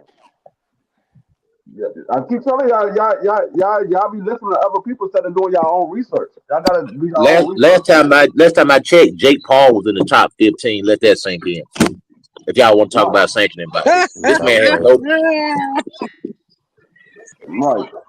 It's all about Y'all the gotta money. do, y'all Life gotta is do your good own today. research. So you listen to other people that It's do all your about own the bread, research. bro. It's all Y'all about get the cooked bread. out Yes, here. sir. I'm telling you, man. Just talking to Blair, it's about the bread, Yes, bro. sir. It's about the come bread. on now. It's about the like if y'all remember when Blair was in the rankings for a little bit and then he was out. I mean, it was we ain't about to keep this ain't no payment plan, and he had no fight. So when you're not active, that's when they're going to pull that. Hey, we're gonna pull you if you don't do something, and if you don't fight, it's gonna be make a donation, and if you don't make no donation, you will leave the rankings. Of course, they Do you updated the remember the rankings test? Do period you because remember you the already test they know gave Blair? Quinn Randall's on a winning Do streak. you remember the test they gave Flair? What test you talking about? When he fought down in LA at the Galen Center, they pulled the guy McKinson out and they put Alexis Rocha in. Yeah, Rocha. Remember that? No, they put him in 2 weeks and for Yeah, 2 weeks. and Rocha went in there and cooked his ass. Yeah. And Rocha went in there and cooked him. Your audio choppy, Mr. Show. That was Yeah, bro. Coming through real we choppy. gonna see what this kid got. Yeah, Rocha. We gonna see what this kid got. If he pull this off, we gonna put some money behind him. If he get his ass whooped, we're gonna dump him. And Alexis Rocha went in there and cooked his ass in 8 rounds. Yeah, they had Rocha in protective custody. And that was the end of Blair Flair. Well, I mean, the end of Blair Flair was. Oh no, they didn't put him in protective custody. They didn't put him in protective custody. They stuck his ass in there with Santillan. Santillan beat the dog shit out of him. The end of Blair was. You forgot about that? Hooker. No, well, yeah, a little bit. But I'm saying the end of Blair was he wasn't supposed to beat Hooker, and when he beat Hooker, they shelved him for 2 years. Oh come on, man! Did you see Hooker when he came to that fight? I don't care. There was no way they could justify Hooker winning that fight. Hooker was fat. He was out of shape. He looked like he had just came off the couch. Dude, no way they could have justified motherfucking Hooker winning that fight. No way. That goes back to what I was just telling you. Got to catch a dude when he's shooting bad. You catch a guy when he's shooting bad, you gonna beat him, man. So maybe that's why Bland got a fight because he just whipped on AB and we ain't seen him since.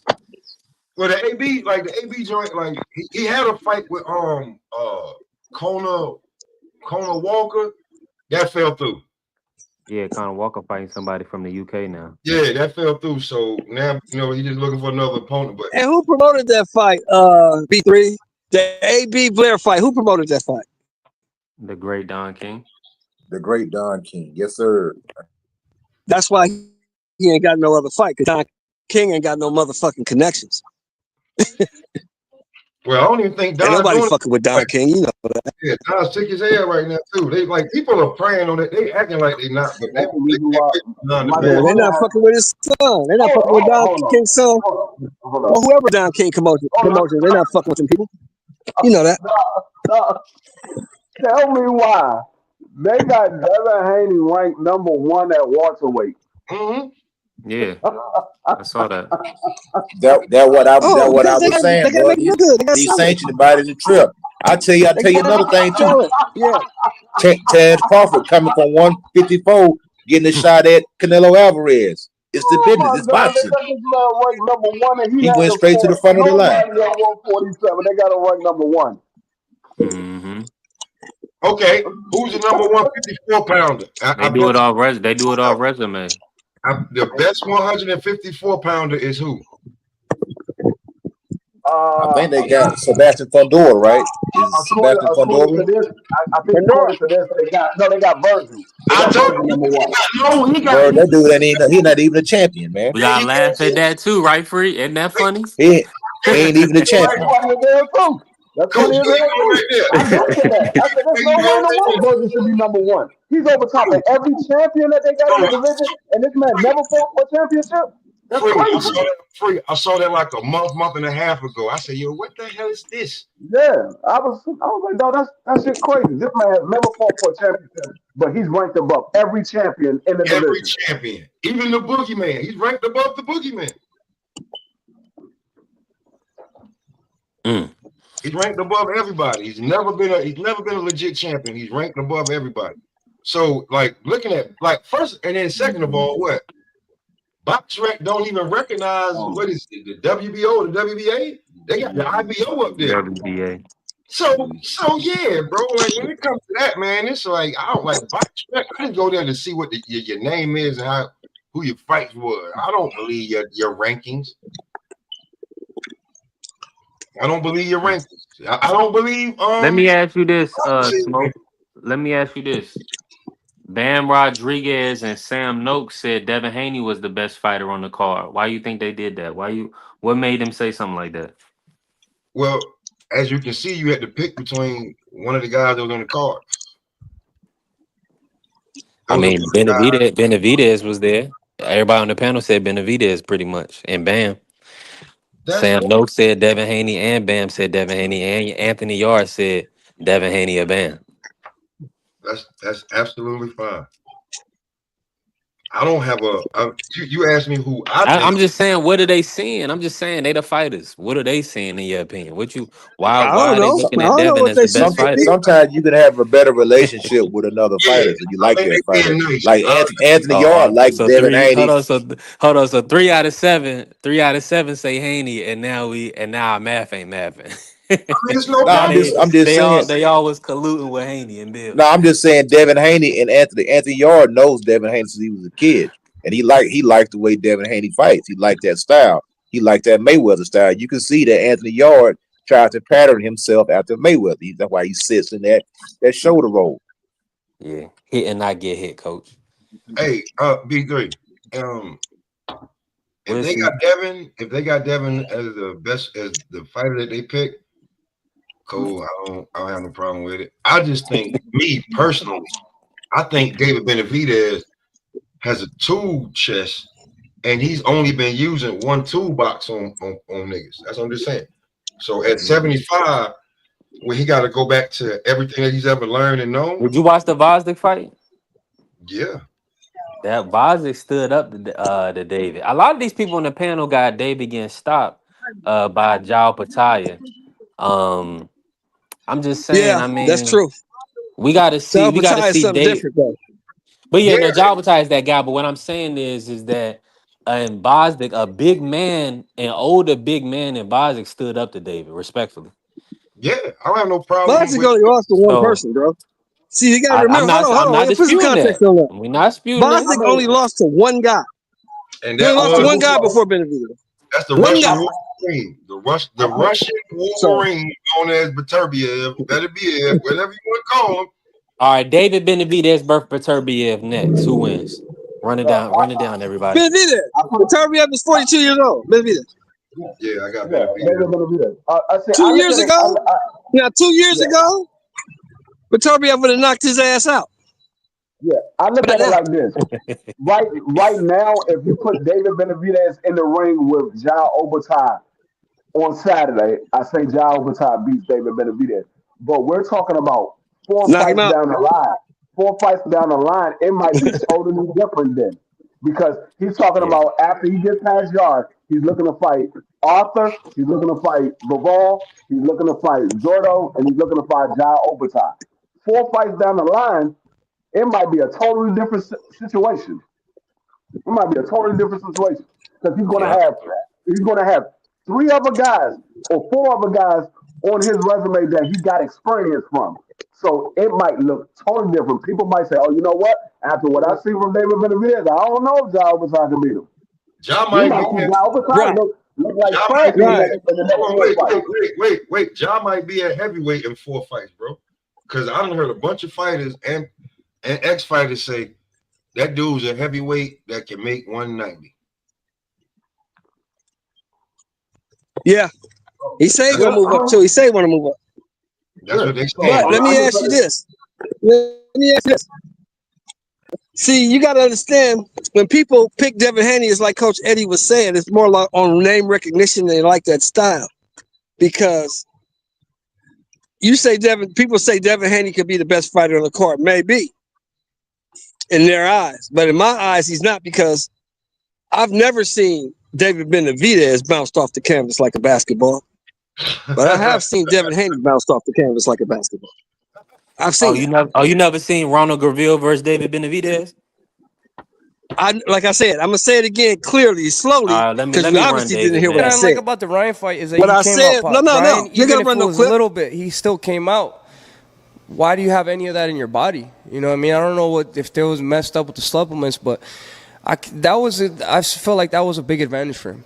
It was a really big advantage. No matter what anybody says, you shouldn't have any of that stuff in your body. So, in my opinion, that helped him a lot, and it messed up Haney a little bit because it wasn't 50-50. That's cool. Let me say this real fast. How many times before he got his shit together, how many times you was coked up fighting niggas? Because that's what you got popped for. So if I don't know, that's like the pop. I mean, that's propaganda. That's not the You never seen that dude face? He got You never seen that dude face down ass up? for cocaine, B3. Huh? And listen, You never seen him face down ass up? Hey, we never. Because I've seen Devin Haney face down, ass up. I've seen Mr. that. Show, stop capping, man. That brother ended all 12 rounds, bro. That fight You never went to seen Devin Haney decision. face down, ass up? No, You never man. saw Devin Haney face down, ass up. You never saw that? No, bro. No. But you wasn't watching the fight then. Then you wasn't watching the fight. Then you didn't watch the fight. Okay, you say I didn't watch the fight because if you watch the Ryan Garcia Did Devin fight, Haney get stopped? if you watch the Ryan Garcia Hold fight, on. you Mr. saw Show. Devin Haney face Did he get stopped? down. You saw that. You ain't even got no good audio. He I got can't even have a drunk 5 conversation times. with you. You just He talking got to yourself. wait. Mr. Show. Okay, fine. He didn't get stopped. Okay. But against Robert Graville, David Benavidez didn't lose. Against Ryan Garcia, Does Devin Haney have a loss on his record? I don't care what BoxRec says. Oh, I know what I okay. saw. What you saw got erased, brother. I know what I saw. Yeah. It doesn't matter what it got erased. I still saw it. It didn't erase it here. We can Men in Black that shit if you It didn't want. erase it here. I don't care what they did in New York. It didn't erase it here. Hey, all we know is I don't that give a brother damn fought a about drug what the cheat. New York State Athletic Commission said. It didn't erase it here. All I know is that brother fought a drug cheat to a majority decision. So if y'all thinking All I somebody know gonna is stop that brother this got brother, bounced he off the better be canvas that. like a basketball. He better be That's what I do know. the greatest fighter of this generation. He ain't got to do nothing. If He y'all just got to thinking- not get if bounced y'all off the thinking- canvas like a basketball like Devin Haney y'all did. thinking this brother is sweet, He just got to y'all got not do another thing that. coming. Hey, listen, these guys got to come into the ring clean, man. I know you like to support guys. I just you know, hope. because I know. I just hope Devin Mr. Haney Show, every learned time from I getting talk, you bounced off can't the talk. I know canvas you like a can't hear basketball. me. I know you can't hear me, Mr. Show. I know you trying to protect them guys in your backyard. I know Ryan Garcia is from No, I just wanted Victorville, to learn. so you don't care. You don't care I that just wanted he to beat on learn a from getting brother. bounced off the But canvas it's like a all good. basketball. That's all. Did he touch the canvas his last fight? No. Hey, He ran too fast. Hold on. He was running too fast. Hold on. Now we running. Hold on, real Come on, quick. man. Right? That sound like propaganda Did against the he black run? man. No, here's the thing, like that. No, that's propaganda against the running man, not the black man, the running man. Both of y'all are right? But what the dude just put in the chat, right? James Toney beat John Ruiz, but he failed the drug test. It's a no contest. But if you type in James Toney versus John Ruiz, you see James Toney beat the shit out of him. You're gonna always see that. It's gonna always be an image in your head. So when Devin go out there and whip Brian Norman, then what image is gonna be ahead? You still gonna be talking about Ryan, or you gonna move on? He's got to do. I'm asking y'all that question. Are y'all gonna move on, or y'all gonna talk about Ryan? He's got to do the Miguel Cotto, bro. Nah, this brother got to prove himself every day of his life, because that's how niggas is treated. Yeah.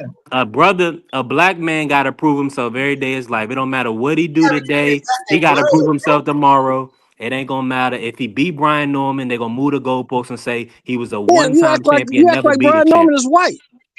Never beat a champ. You act like Brian Norman is white. No, they can't. You can't move the goalpost because Devin Haney said he was a bum. So what are we talking about here, man? So you can't get credit for beating a bum. So we can't have fighter talk. So you picking them to lose though, Coach Eddie? Oh so yeah, you gonna give him with, credit after he beat Brian Norman? You gonna give him credit? Yeah, because I think Norman's a good fighter. So yeah, I give him credit. I don't think he's a bum. Okay. So whatever Devin say don't matter because when it comes down beats the to number it, one he's psyching himself out and he's trying to get a psychological advantage. So why would we I know Ali said Henry Cooper was a bum, and Henry Cooper about broke his jaw too. I remember that fight. He called him a big bum. Shit. So that's what that. Sometimes them bums can be dangerous. You know what I'm saying? Henry Cooper ain't nothing to me. He's a bum. Now you already know I'm rocking. I'm with both fighters. I have no problem. If he beats me, I stay out the country for 30 days. I have no problem with the fighter having fighter talk, but when it comes to the fans, I'm not giving no credit to the fans because the fans are the ones that out here saying, "Oh, that man is a bum. That man can't do this." And so if he goes out there, you can't ask me for any credit. You can't ask me for any credit. I can give him credit, but you can't ask me for any credit. And I ain't talking to anybody on here personally. I'm just talking about the ones that's out here calling Brian Norman a bum. They can't ask for no credit. Yeah. We're gonna see a lot. Yeah, because if you get beat by a bum, what's that make you? A bigger bump. Yeah, and that's another. You can have a bad night in the office. And he lose to Brian Norman. Watch how the table turns, and they will say, "Oh, it was this. Oh, it was that. Oh, it was this." They're gonna find every excuse why the try to. Oh, it was a bad night at the office. It was a bad night at the office, D3. Yeah, it was a bad night at the office, D3. They ain't gonna say Brian Norman was a better fighter. They're gonna say Devin Haney fought the wrong fight. That's the reason why he lost. Instead of saying that the man was just better than him that night. As fans, we gotta stop being so fucking cynical, man. And just because a fighter fucking lose, don't mean that his damn career is over. Like Dev could lose and still bounce back. Like if he's a true champion. I'm just saying, like for this fight, I don't think he's gonna beat Brian Norman. I never said that Devin was a bitch. I never said that. You also gotta remember though. We live in an age where people try to hold you accountable for everything you say. So if you say the man is a bump, you say that in the interview, and the man beats you, then what does that make you? Okay, Sheldon. So I want to make sure I understand you clearly. And shout out to the late great Johnny Cochran. He came up with the saying, "If the glove doesn't fit, you must acquit." You saying, Sheldon, that if the glove made you fold, we must uphold? Yes. If the glove on the Mexican made you fold, and you was face down, ass up, we gotta remember that. Come on, Mr. Joe. You gotta chill out. You gotta chill out, man. Mrs. Sheldon. So let me say this. Let me say this. Right, I'm in full agreement with you. I don't want to belabor this point. You heard David. You don't need to hear from me. Mm-hmm. No, I don't. Give me what's your expectation? Your expectation is for Devin to get stopped. Where does Devin go from here in his career if Norman Jr. stops him? He moves down the ladder and fights another up-and-coming welterweight. He has to rebuild himself. This is not the end of his career. It's just one fight. He's a 2-division champion. He's an undefeated 2-division champion. So it's not the end of his career. I just don't think he can beat this guy. I'm not saying Devin is trash or Devin can't fight. I just don't think Devin can fight well enough to beat this guy. That's all. That's all we saying. How y'all keep overlooking that Ryan didn't even make weight and he came in like 190 that night? Because they paid for it. Because he took the fight and he took the money. If you knew Ryan was overweight before the fight, if you had a problem with Ryan Garcia being overweight, don't take the money. Don't take the fight. You took the money. I know, You took the fight. I know you wanted that use brother that to as go an back to excuse. Henderson, Nevada. I know, like Edwin De Los Santos, see if he can get some money out of, because everybody praised De Los Santos. Great job, De Los Santos. You got 125,000. That's what y'all wanted Haney to do? Pull out of the event? If he had a problem with it, He didn't. That's the okay. thing. But No, what I'm saying, but we're no, you evaluating. can't. You can't say no. Listen to me real slow. Hold on, D3. Hold on, 3. Listen to me. You can't say today. You can't say on Thursday. I don't give a fuck about the weight. Just give me the money. I'm gonna beat his ass anyway. And then after you lose, well, he was overweight and he didn't do. You can't use this. You can't use that It's excuse not. both ways. Yeah, If you took the money it'd be and one you said you thing. don't give a fuck about the weight, then you gotta eat that. You gotta eat that. Hey, we gonna have respectfully. I understand. I'm with you on that, right? I'm gonna say this. Devin Haney was the B side in that event, and he was dealing with somebody that was comfortable cheating. Um, we see he took banned substances to make weight or do whatever he did to get the 143, right? Because they're saying, he did that. We know. So, and he also intentionally missed the weight. He didn't care about the belt. So I'm gonna be honest. I'm gonna give him a mulligan on that fight because I knew what he was up against. I'm not one of these guys that sees Ryan as just some poo-putt fighter. Ryan is cracking, and he's very twitchy. So he was Rolly listen, he sees was him as a handicapped. poo-butt The only fighter. thing is this though, Miss If it was one thing I can understand, it's like the weight. He got you had a bad game plan, and rightfully so. Brothers got to be perfect. And we know they picking Devin because they feel like he can go 12 rounds unscathed. A lot of Devin people coming got to the there by ring for his workout unanimous now. decision. Devin coming to the ring for his workout now. Let's go. Okay. But and he's getting Brian Norman Jr. is getting proper champion treatment. I seen the card. His name is first. Devin's is second. Devin has been, he came out first to the grand arrival. So they're not trying to make Norman Jr. feel uncomfortable. I wish they would have just from the jump had Brian Norman Jr. versus Devin Haney on the ring cards and everything on the posters or whatever. But they chose to do it the way they did it, right? So I feel like this is the most intriguing fight on the card.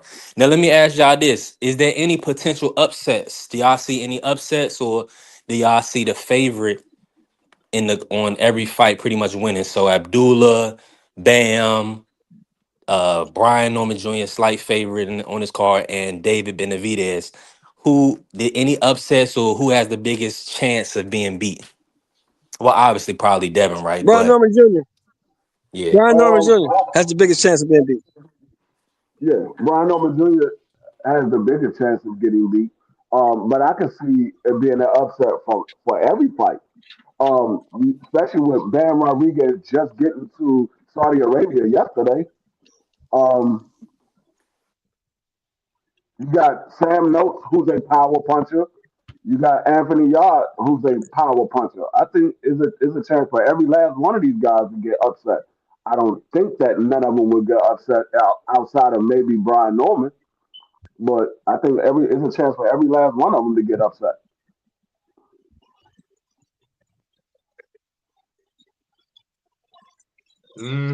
Yeah. Any one of them guys. Well, I don't know. Upset. Probably Benavidez. Probably the biggest upset. Benavidez.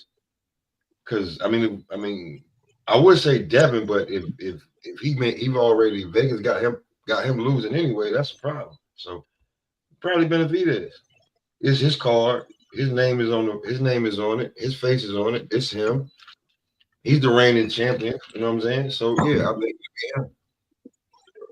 Yeah, I agree. David Benavidez. He the most vulnerable to get hit by somebody that got some pop too.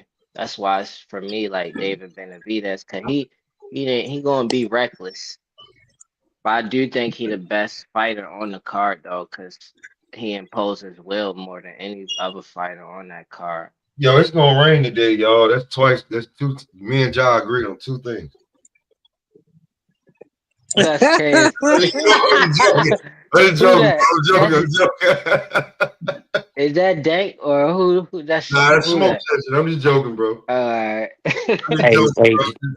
Hey, Ja, do you see David Benavidez as a weight bully?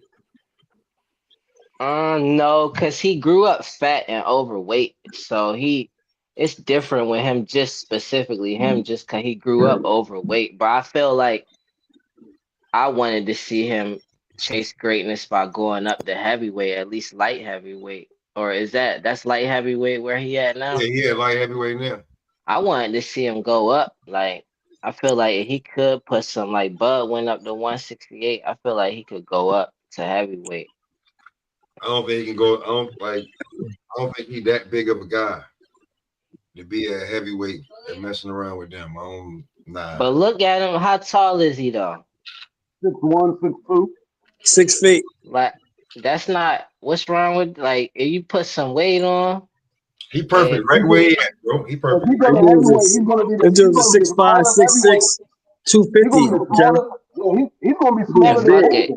He a weight bully. I mean, David Benavidez is only like 6'1", 6'2". He's gonna be smaller than Usyk. Usyk 6'3".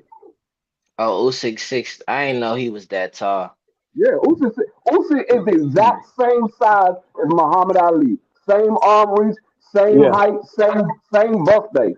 The exact same as Muhammad Ali. Yeah, that's the prototypical heavyweight. 6'3", 6'4", by 225. That's a heavyweight.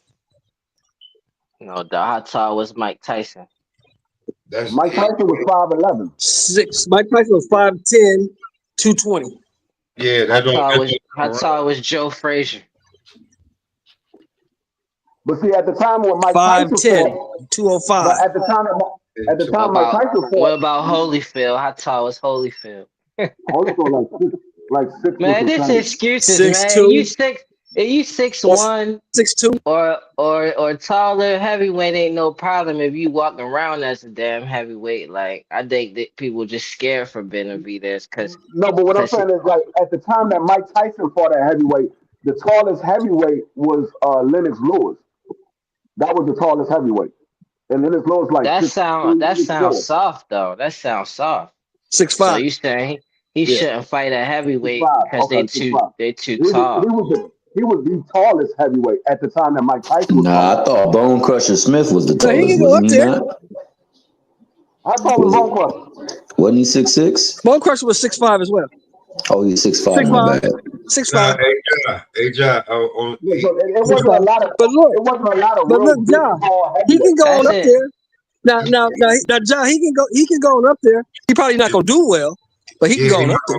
He's not gonna do well at all. He's gonna be the smallest heavyweight at that weight class.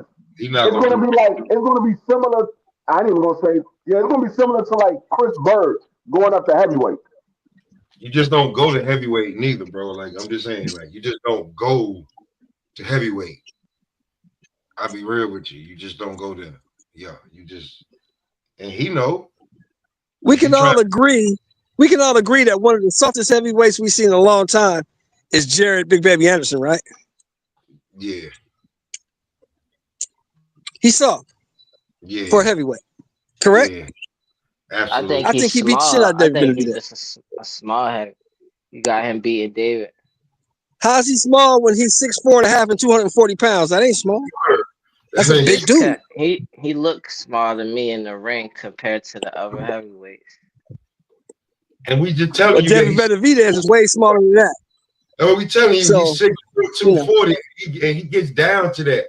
He really be around like 260, 265, 270. So We telling you after training camp, he's down to like maybe 240, 245.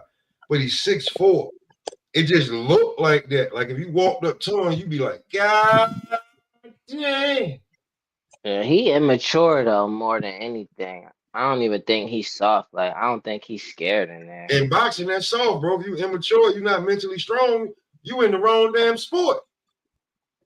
No, I And think even as soft bad as he looks, and Ja, even as bad as he looks at heavyweight, he'll beat the shit out of David Benavidez All right, so why y'all think David because he's would just beat too big. Bivol? Why y'all think David would beat Bivol though? Because Bivol is small. Bivol's not a big like 175. He's a small light heavyweight. Bivol ain't big. So his skills and stuff don't matter, just the size. No, it's the Sometimes in a fight, now you a boxer, so you should know this. You should know this. You're a boxer. Sometimes in a fight, it doesn't matter how skillful you are. If you can't hurt the other guy, get the other guy off you, it don't matter. So you think so? What's his name? Better Biev, right? You think he'd beat David Yes. if he was young? If he was younger, even though If he was 2 years younger, he'd knock David out because David couldn't keep him off of him. Hits too hard. He So- punches too hard. So that same Better Biev that Bivol beat, you said, I don't get it. That don't Yeah, make sense. he beats Benavidez. Yeah. The If he first could time, beat- yeah, he beats him. If he could keep Bivol off of him, why can't he keep David off of him? Because Bivol is not as active as Benavidez. Better Bivol throws punches 1, 2, back up. David Benavidez throws punches and continues to punch. Different fighter. But he get clipped though. He get clipped a lot. Like he easy to hit, and I feel like Bivol is skilled. What I seen David Morrell capable of doing to David Benavidez, I feel like why wouldn't you fight Bivol? That's the best fighter at 175. Let me tell you why, John. I'm gonna tell you right Well, he now. was trying to fight Bivol. Bivol just had back surgery. Bivol just had back surgery. Hold on. Just had back surgery. I'm gonna tell And you. Bivol wanna fight you. He wants to fight Beterbiev. I'm gonna tell you why. Before Bivol had back surgery, David Benavidez was in line to fight Bivol.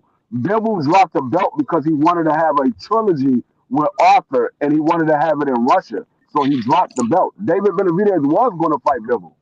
He was going to fight Bivol. That was the next fight that was going to be made. But he wanted to have a trilogy with Arthur in Russia. So he dropped the belt. That's the reason why David Benavidez is the WBC champion. Well, I'm gonna tell you this, Jock, because you're a little younger. They saying if Beterbiev bro, all the wars that he's been in, and it's only been like 20 fights, but the last few when you've been in wars, and when you get into your 40s, you just don't heal the same way. You don't feel like doing the same thing you used to do. I'm just being real with you. I'm just telling you from experience. And you got a guy that's in his 20s coming at you constantly, and his mindset is, if I beat you, I'm him, and he ain't going away, and he ain't doing what he used to doing. He ain't stupid. He's not standing in front of you, letting you hit him hard as you can. He not. I mean, everything y'all saying is reasonable and And logical. it's injuries, like you gotta It's look just, like. but it's just Wait, like hold on, wait. You gotta think about fights that was pushed back because Beterbiev had injuries. Like this ain't the Wolverine from the first. This is the last one when the blades didn't come out all the way, and you know what I'm saying. They was like, yeah, he broken down now, bro. I'm telling you, he don't live in the woods no more. He got a cabin. I'm telling you, he's not the same dude. He spent a little bit of his money now. And I wouldn't even consider it if it wasn't people who done stuff that y'all saying basically can't be done. Like George Foreman came back damn near 60 years old and became a heavyweight champion. No, he was 38 and he won the title at 45. He was 38 when he came back, bro. And you said he won the title when he was how old though? At 45, right? How he won the title when he was 45. 45, which is 3 years older than Beterbiev now. He didn't have. Listen, he already had his healing process. Beterbiev is trying to fight in between surgeries.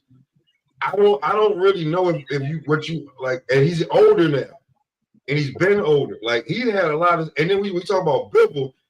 I don't know if you saw it, but in Russian, you know, I kept hitting the translate, but his wife was telling everything. How many he had surgery on this hurt, he had this replaced, he got this, he got that. Like, bro, these dudes is having surgeries in between fights. After a while, they take a toll on your body when you go and get cut. I'm just telling you.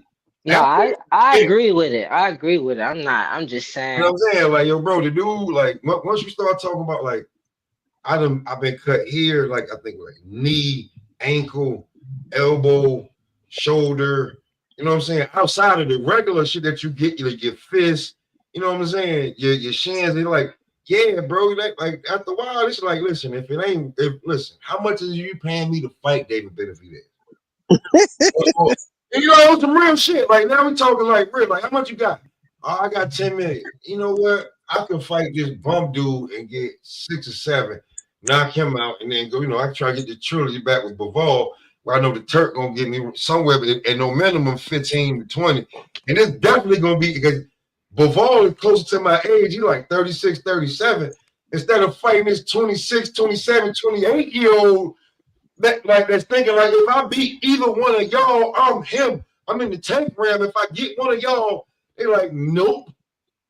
Just telling you, it's real talk. It's no. Maybe if you caught me two years ago, no. But let's not act like it was different. Like Beterbiev got Joe Smith up out of there quick, but Bivol had a damn war with Joe Smith.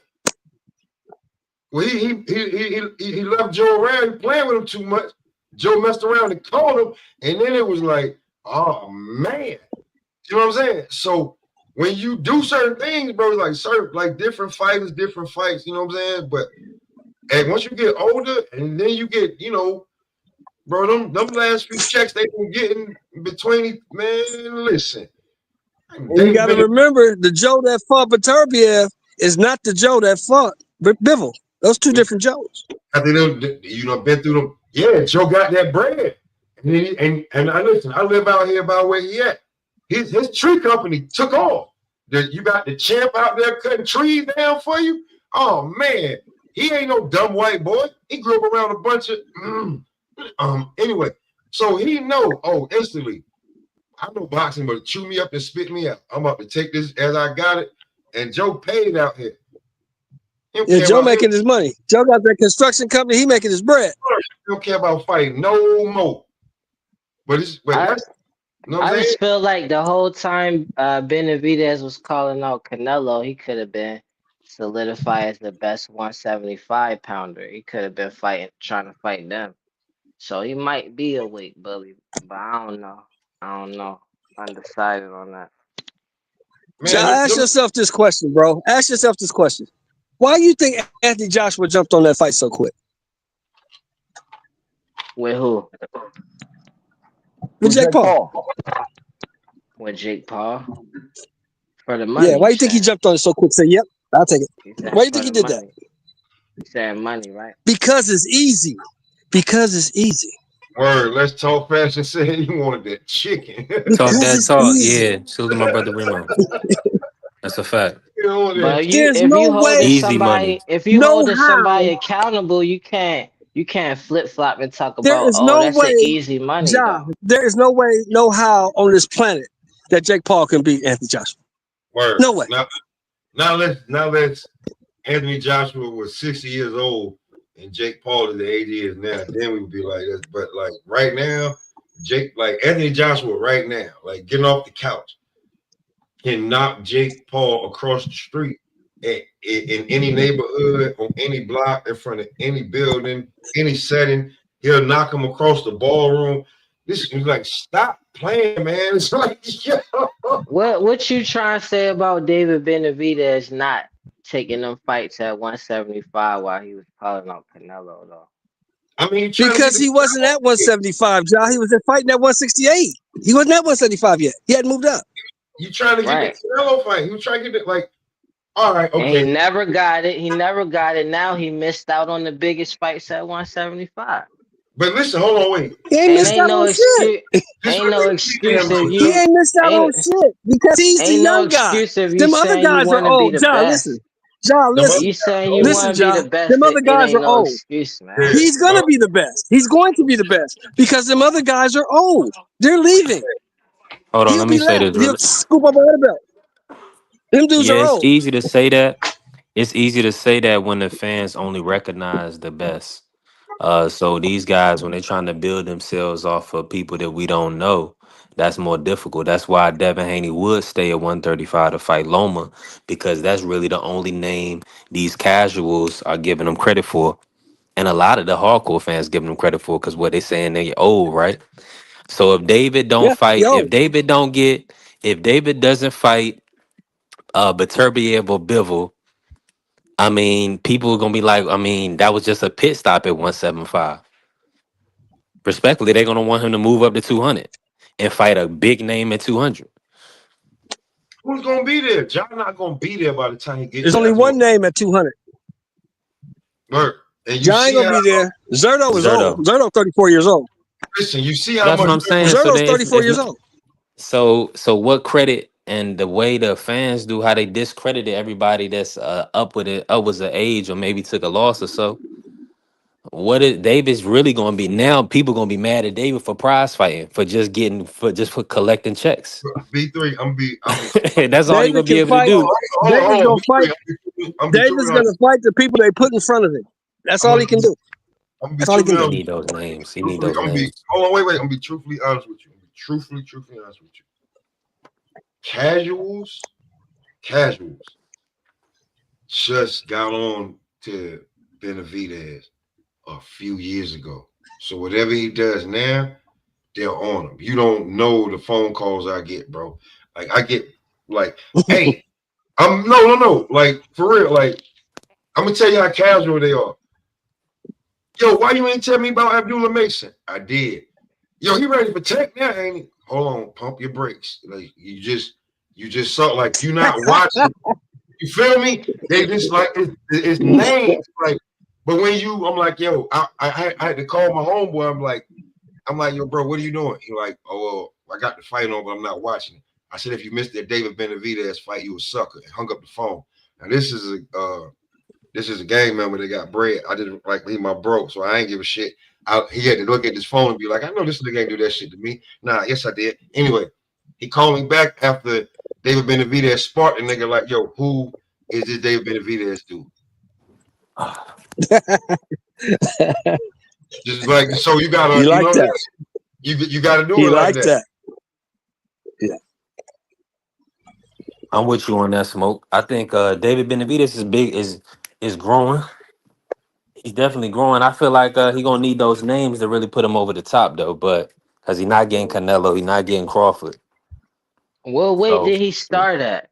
Did David 168. start? He probably He's a is a big weight boy. bully then. He probably a weight bully.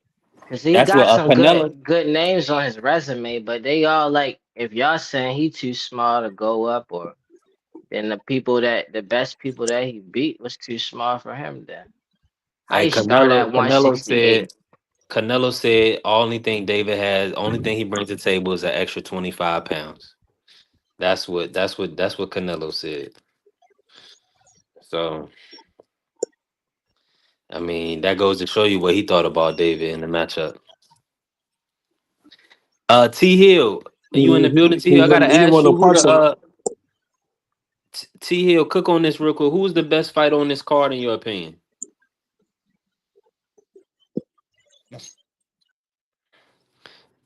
T Hill, T Hill might be at a church service. You never know. Salute to the family. Hey, T Hill, shout out to the good family. Let me say this. Appreciate everybody in the building. Make sure y'all tap the like button and follow the channel. Hey, everybody really cooked on. Jai, did you already say who you thought? You said David Benavidez. Yeah, you did say David. Okay. Yeah, mainly because like D Free always say who impose their will to the most on. That's like, and I agree with that. And I feel like David Benavidez, he's shown to do that with some people that I respect. He imposes will the same way on everybody. So I give him the credit for being the best fighter. How you see the let me run with Norman Jr. I want to tell how you see the fight playing out, the big fight. I think it's gonna be a great fight while it lasts. While it lasts. No, So- you know I'm somebody. So wouldn't you be are fighting me somebody. if I wasn't somebody. You somebody, brother. Okay. I give you your credit. Boy, you the best of the best. Boy, you out here doing your little Yes, sir. thug whiz Yes, out. You know what I'm sir. saying? So Yes, after I sir. knock Yes, your sir. block off, Thank you very can't much. nobody else say nothing else. That's all. That's how I feel about that. David Haney is my introduction to a legendary career. All of that's cool, but this is where the real fans come in at. After Saturday, when I come put this boy in the dirt, there is no such thing as if. I am going to do that. But he's saying, like, what does this put me after this? I mean, the world is mine. Ja, man, how you see this fight playing out, man, on Saturday? Well, either could go. It's two ways for me. Like either Devin, he can stay consistent the whole fight, and just school him, give him a boxing lesson, or like how I see Brian winning is more catching Devin when Devin is landing, like every time he throwing, making him pay for trying to get any offense off. That's how I could see Brian actually doing what people want to see him do. Is if he catch Devin every single time Devin try to throw a punch, even if he getting hit, he coming back with something harder or something. Just like so it's like no exchanges where they both not getting hit and then eventually possibly either clipping Devin or breaking him down. So but that's the way I see him winning. And I see Devin winning by just staying sharp, like getting up on the scorecards early and forcing Brian to play catch up and run into shots, and maybe he could get a late stoppage like that. Mm-hmm. And so to my brother Prize pulling up. Yeah. What And, up? and what's good, Yeah, Prize? And Dank Father right behind you. Dank pulling up too. yeah. Go That ahead, was a let's good host Eddie breakdown. Cook and then we'll bring Prize and Dank in. Go ahead, coach.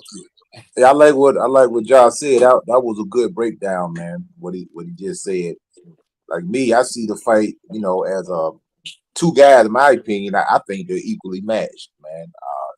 I think they're on the same plane as far as athleticism, as far as boxing ability, as far as I guess if you want to do the resume thing, I guess you can throw Devin and give him the edge in the resume or whatever. If you want to say the experience, I think these guys on par with each other, man. You know what I'm saying? I think this is Ford versus Chevrolet. It's like, what do you like? You got a Mustang versus a Camaro. Now one of these Devin's car, it's nice, it's fast, it's pretty slick. Then you got our old muscle car, with Brian Norman Jr. representing the muscle car. Old school, in my opinion. Raw horsepower, but still can get the job done. So at the end of the day, I think, like I always say, I think the hungriest dog gonna get the steak, man. You know what I'm saying? I think it's personal. I think it's more personal for the Norman. I think both guys are under pressure because of the pressure that both of their fathers put on these guys. And I'm pretty sure they can handle that. I know Bill got pressure on his son.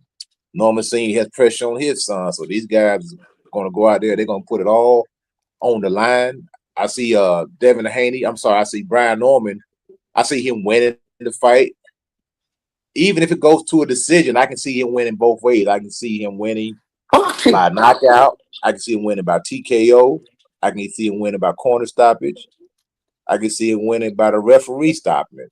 I can also see Brian Norman getting a decision, maybe based off outworking Devin Haney. Devin Haney has to show willingness to let his hands go because he's not. I don't think that Brian Norman is going to allow him to fight a Jose Ramirez type of fight.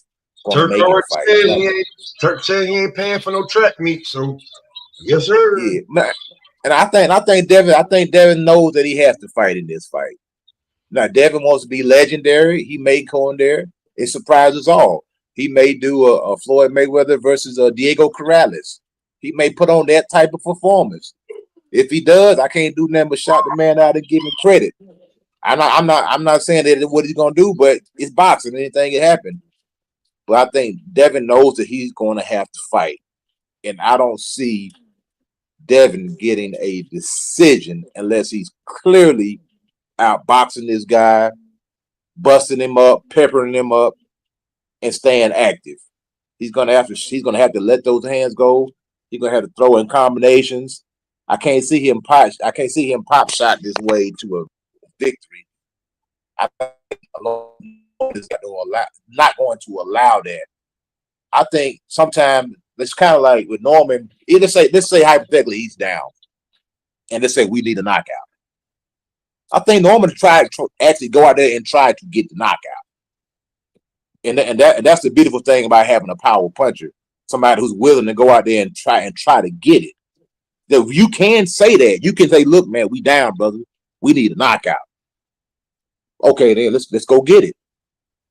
You know what I'm saying? So great fight. I'm looking forward to it. I got Brian Norman, but I think Devin's gonna fight a good fight as long as it lasts. But I'm picking Brian Norman in this fight. Man, and salute to my brother Prize and Dank. Let me get Dank. Let me bring Dank in. Dank pulled up, man. You pulled up for the cook with Ja. What you pulled up for, Dank? Salute, family. Nah, I just came to support the show. Shout out to the What good up, brother. Dank?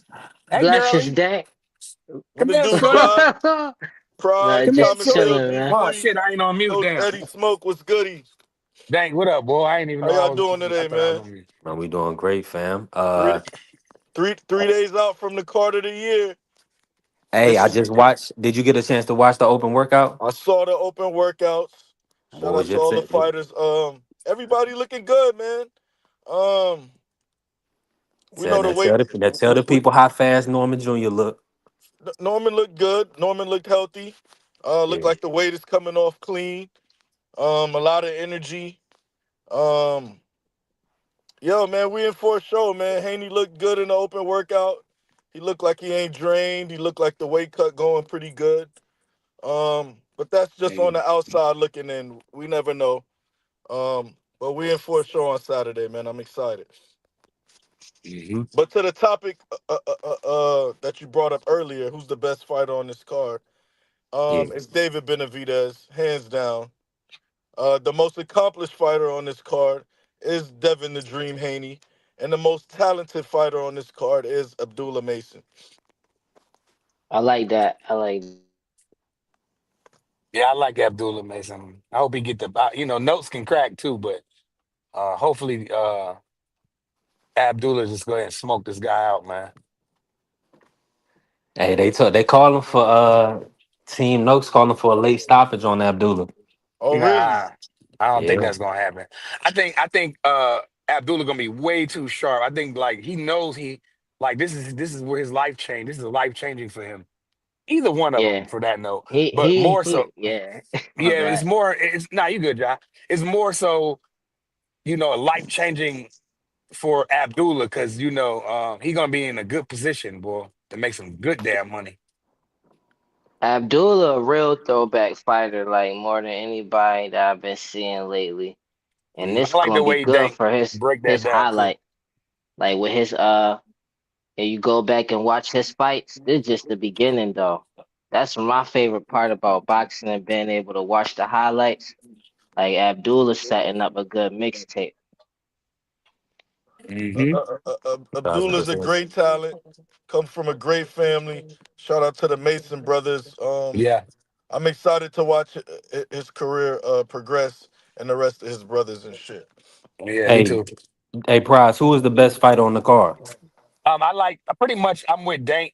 I'm going over the bridge, so if I cut out, excuse me. But I think what Dank said, Benavidez is the best, Devin's the most accomplished, Abdul is the most talented. I could not agree no more than that. Yeah, I'm with y'all. And Bam is right there with all of those guys, second on that list. I'd say he's the second most accomplished fighter in this. Is he the second most talented and or the the second first? most talented? Okay. And probably the second best fighter on the card as well. What's Bam talking Yeah, I about completely retiring forgot Bam was at on that. 30? Yeah, I heard that. I heard it, That but was I ain't crazy. really Bam is trying checked to get into out of the that. sport, man. It's taxing on the body. You know, his brother retired early. But Franco wasn't as talented, and I don't think he was as Don't matter. dedicated as Bam. Ben Franco It could has be to still. matter. Three. No, what I'm saying is this: if Franco wanted to, he could go out here and get money. The box. Yeah, You but know, he's they nowhere could near as find talented fights. as Bam. Absolutely, he could. So Nowhere you near know what as I'm talented saying? as Bam. But I And he was a respect it. champion. I think he hit his ceiling, and I think he looked at the landscape and saw, yo, I might as well get up out of here and Man, respectfully, that before it brother get could have bad. moved up in weight. That's why I feel what y'all saying. This brother lost to Aoka, a reigning champion, a former unified champion. That ain't no, and it ain't like he got stopped. No, I'm not Those saying were really close fights. But what I'm saying, you saying he gotta have a love for it, and Bam is exactly. letting y'all know that this is a job for him. He want to hang with his kids and his lady. Well, he I missed the open respect that. he missed the open workout today due to the birth of his child. Do y'all think that has any effect on his performance on Saturday, I or say Oh, zero. his so hold mental on. Bam state had moving another forward child. into the fight? I'm sorry. Yeah, You for talking sure. about? It will. Hell yeah, it will. Hold Yeah, on. So open Bam, workout. so Bam had a child today. Yes, and he missed the open workout. He wasn't That's there at not the going to open affect workout. him. That's not going to affect his fight. Open workout is for us to pull No, up, I'm get not some saying pictures. No, no, no. I know you his what you're performance, saying. his performance and his It, mental He be moving forward. distracted. He He probably got a lot going on, still win, but it's ain't no way it ain't gonna affect him having a child. It- This like right now, hell no, that's gonna affect you. and he got the Saudi kind of late too. He just been born. You over there? They just been born. He You don't ain't get to really gonna hold your get no child or rest. nothing. He must be Yeah, watching the birth through like the phone or something. Yeah, because Cause I know she didn't travel. yeah, I don't think So they're allowed to travel after a certain that month. might make it worse for his opponent though. That's why I said it could work both ways because or he could try to rush, or he could try to rush his work. That who made me Bam? want to calmly Try to kill try to you. get the fight over I with. missed my childbirth. I want to calmly just kill you for real. No, or on the lie, whatever they said. Like my fault, but like it might make it worse. Bam look like somebody that's gonna make it worse for his opponent. Yeah, And the way Bam he is comfortably he talk tough about man. retiring early, like he comfortably talking about retiring. I respect it, but I don't think it's easy as he making it sound. That like once you box, it's embedded in you. Like my fault, go ahead. how old is Bam? Let me see. I think he's like 27, 26, probably. Let me see. And what is he at? 118 right now? 115. 115? And he say he gonna max out at 30? I heard him say 26. I didn't catch 30. Man, how many kids Bam got? Bam is 25. How I many believe kids? this would be his second. It's his second kid. If he had, I didn't know his lady was pregnant. I be Um, like, Well, I don't know if y'all got. congratulations to Bam Rodriguez. You Yeah, feel me? congratulations. But yeah, I don't know, but like after the first one, like she probably saying, "Hey, where we going after you win this fight? Because this person's dedicated to me and the baby. Like you ain't getting none of this. Like she probably talking to him like that. This is big. This is big bank, little bank, man. Stop playing with all that. It's gonna be same Bam. Go out here, whoop this dude, and then say hi, take some pictures, and then then I'm gonna get back to the baby. Because I got, what I'm saying? I got set up a whole other fight because I got to get paid. hold on, hold Yeah, on. Let me say this is hold he on, probably because excited. You know what I mean? I know a lot of guys be liking to build up, other guys You know stardom what I'm and saying? whatnot. Christmas is coming up. Bam need that. This is Christmas. Why I wouldn't see Bam doesn't seem like the guy that would schedule a fight if his wife was due. You know what I'm saying? So I gotta get this confirmed. Oh, but this fight was done before his last fight happened. It depend on if his wife with it or not, though. She probably like, hell yeah, go get that bread. Uh-huh. And when you have a kid, you're normally excited. So if you got to go to work, he'll be all right. He'll do what he needs to do, get back to his family. The baby ain't going nowhere. They probably still gonna be in the hospital. If the baby was born today, the baby could be there for the next 2 to 3 days anyway. Yeah, by the time he get back to America, the Yeah, baby probably be exactly. ready to come Be home. home. You know, he probably got his family and his brother and his, his peoples or whatever to make sure the wife and the newborn is going to be picked up and took it home. Probably got all the room ready. He probably got all that stuff ready in his house. You know what I mean? So it's a good thing, man. I only ask because in the past we've seen it affect fighters on both sides. You know what I'm saying? That's why I asked that question. I ain't know Ben was that young. I think he could pull that off, retire at 30 and get some good money. Like that's Yeah, make 5 years. make yourself $10-15 million in the next 100%. 5 years, and you Gucci. Yeah, that'd be legendary if he pull that off. That's It's a good 118, message 122, to the youth. 126. Yeah, he can make money in Yeah. any of them divisions for sure. Yeah, he could He come. I think he if he could can come get to the those two Inoue divisions in the Nakatani next winner, that's the 5 fight years. for him. Yeah, I would like to see Bam in there with Inoue. I still want to see Inoue get tested, bro. Like I feel like he hasn't been tight. Go ahead, Dan. He'll be fighting Nakatani because Nakatani will put the beats on the self-proclaimed monster. And I stand on it. The baddest fighter from 130 down. Nah, I think Juntao he's. Nakatani. I think He he'll gonna knock punch. out. Yeah, he'll punch through Nakatani. I don't have any faith in him like that. But I want to see him rumble like I said, I want to see Inoue rumble like Bam or somebody, but I don't know how far, I don't know what y'all think, how far can Inoue get up to? That's the problem. The weights that he's fighting at. I did give him credit for the Cool Boy Steph. That was a hell of a win, his best win to me. Well, Cool Boy is about to be a 130 champion, and we saw how that fight went. So I don't think it's too far-fetched to see Inoue move up to 30 possibly. We I know think he could get up that's to. top ranks division as well. Yeah, true indeed. 126, I think 130. he had his ceiling at 135. I think. I think if the right opponent, what? I think Inoue would be at his ceiling at 135. Like that's the highest he could go. Stop it. Yeah, I don't know about that one. That's tough, John.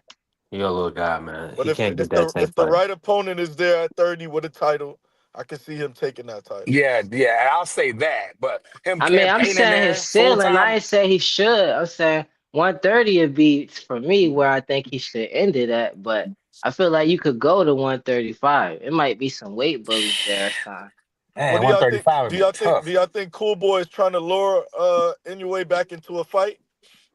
Possibly Hell rated yeah. at 130. Hell yeah, he is. He gotta beat Shock first. That's gonna be a tough fight. That ain't gonna be easy. He just did an interview with Brian Custer. He wanted to talk about the Inoue fight, but he trying to focus on this fight now. But he definitely wanted that get back. I think that's a good tactic to try to reel him in for a rematch. When I seen Cool Boy at the in South Philly, we was at the fights. I asked him about that. I said, you still got a lot of fans, bro. Don't worry about that. Get back. And I asked him personally, do you want to run it back with him? He was like, absolutely. I'm from Philadelphia. That's what he said. So whether he could beat him or not, Cool Boy with Boots in his corner. In that nah, fight. I mean it don't matter who in your corner. With Bozy in his corner. Oh. Man, this dude going down a trained one by way, Bozy bro. in this now, correct? Cool Boy. Yeah, he's always been around them, Dank. He's always around the Ennis family. Having Bozy, I think that his game plan would be better, but because I didn't like his game plan in the first fight. I didn't understand he can't let Massa set him up with them traps, bro. And Cool Boy his IQ higher than that, so I don't know. Maybe he was over there. It could be a lot of different things. You know what I mean? I don't know. I didn't like the mentality going into the fight. I ain't like it either, with the coach creating excuses at the press conference. And it seemed like they wasn't on the same page. Right. That's a big red deal. flags from that beginning. If your team sound like they shook, that's a big. It's a wrap. And if you look at Cool Boy's reaction to when the coach was explaining all the problems he had with the fight, he seemed to be shocked, like it came out of nowhere. So they definitely wasn't on the same page going into that fight. That's what I'm saying. That's probably exactly what it was was. the issue as well. Let's talk fashion. That's a fact. I want to see Inoue fight a big name over here. You know what I mean? I want to see him beat up no more Natsu Khan type fighter. I don't want to see all that. So say he get through Nakatani, Which one of the I'm first? giving him credit for that, even though I'm not the big on Nakatani, but I will give him credit. Which one of the He need 126 to fight fighters? Shoo, man. I want to see him fight Shoo. Which Yeah. one Oh of those guys you yeah, think you I go see for that. first? Do you attack a Shushu or do you go for Espinoza? A He champ, probably, not he a probably, Shushu. champ. Don't matter. The He champ. go for Shushu first, like he Loma probably, did nah, with Gary. he probably would go for Espinoza. They would Espinoza do might shoot. They walk. would do. They would do Shushu first because they would think Espinoza will be the bigger fight. Man, Yeah, Espinoza might walk the Unfortunately, Shoo yeah, dogs gonna with beat him. that. Who are the Shoo other gonna beat that champions at boy, man. 26 again? Yeah. yeah. I want Nick to see Ball, Shushu whoop him. Nick Ball. Oh Yeah. yeah, Angelo yeah. Leo, Who's the IBF champion? Leo Angelo. Oh yeah, Angelo okay. Liam. Yep. So out of those four, who do you think Inoue goes for first? The easiest one. That he can get to Japan first. Yeah, cause anyway, keep getting clipped, man. He ain't gonna. I'm telling you, man. He Shoo ain't gonna gonna make do a it. number on that dude, He man. ain't gonna make it, coach. He keep getting clipped Shoo like gonna that. put something on him, man. Mm-hmm. Shushu focus. He disciplined. His last fight, he looked real good. People was Mm-hmm. kind of downplaying his performance, but he was I active thought he was every short. round. Yeah, active every round, sharp to the very end. It's gonna be That's I thought real. he was It's pretty gonna be sharp. real interesting, man. yeah. He might have I his think best they trying to performance. That wait. don't I mean think they Shushu's trying to the wait interim Shoo champion, out. correct? They trying to wait Shoo out. They hoping that he move up to another weight division, man. That's what Yeah, I I'm think they thinking, waiting man. for him to run into some weight problems for sure. He look Mm-hmm.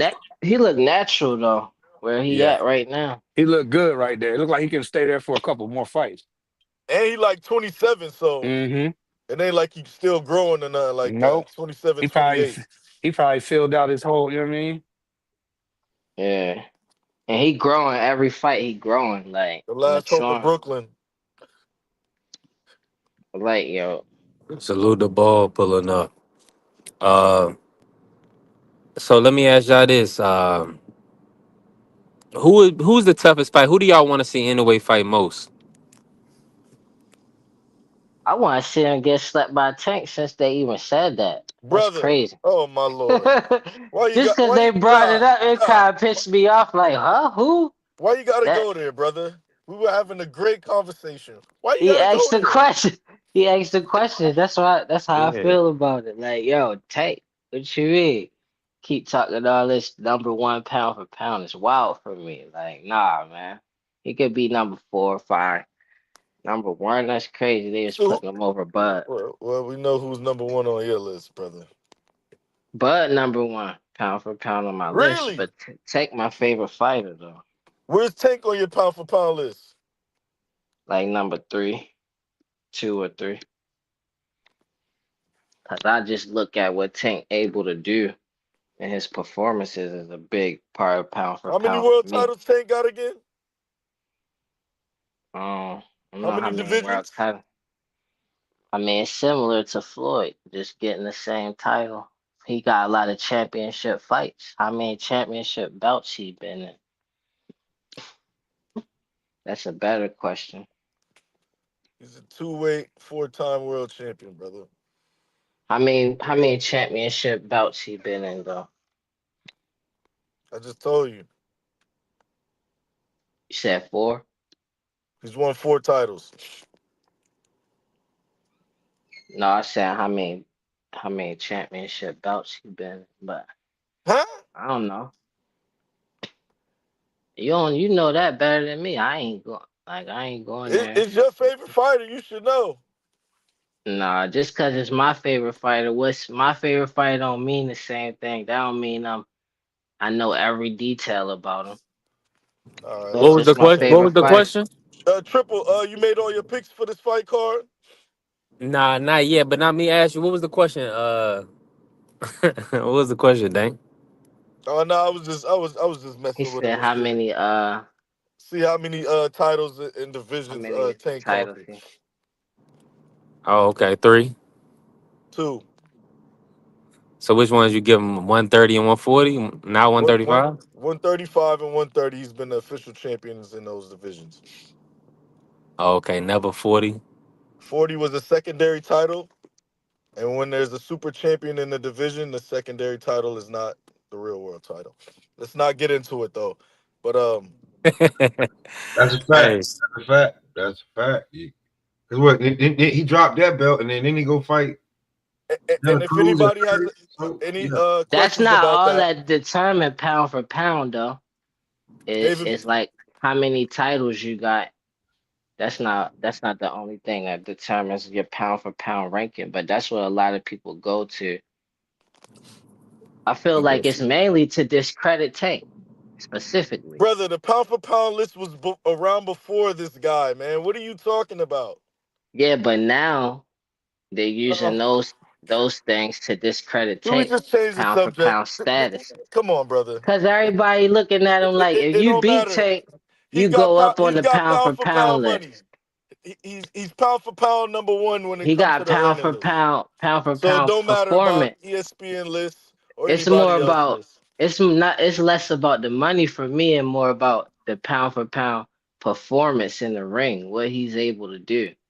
You never gonna be worried about Tank performing like in any fight. You gonna trust that he gonna perform.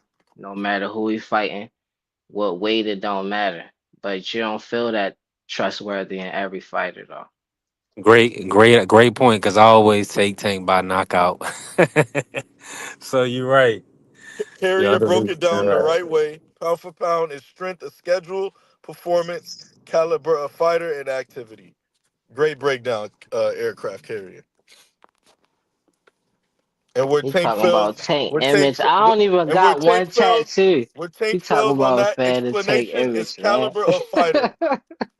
He's had everything else, performance, activity, but caliber of fighter is very important when it comes to pound for pound. No, I can't. Tank ain't retired till he say he retired. Then he could come back like 4 or 5, man. Chill out, man. Tank This could nigga retire said and they come used the back. pound for pound to discredit Tank Davis. This is amazing. How do They y'all do? do.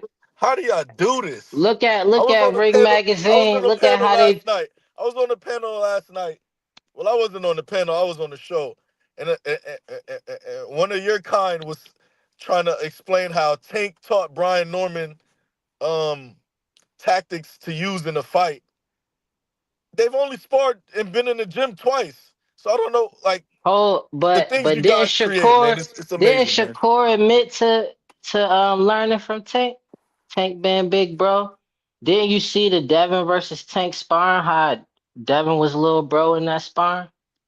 Devin, Like, bro, let's not get into this, brother. Who won the sparring, Ja? who won the sparring? It's Yeah, crazy. who won the Question. That's a sparring? crazy question. First of all, like that's extremely Yo, hard to ask. just Who somebody won answer. the sparring? I grew up where if you trying to win sparring, then you ask When you like watch the sparring, who had the better performance in the sparring? Tank for sure. Better Let's move performance. on, brother. Niggas grabbing you, you turn around, get hit flush, and you just like it did like So a bug out of 19, bite or I something. don't want to do That this, was a brother. I don't way. want to do Who this. I had don't the want to do better this. performance is gonna always be Tank, man.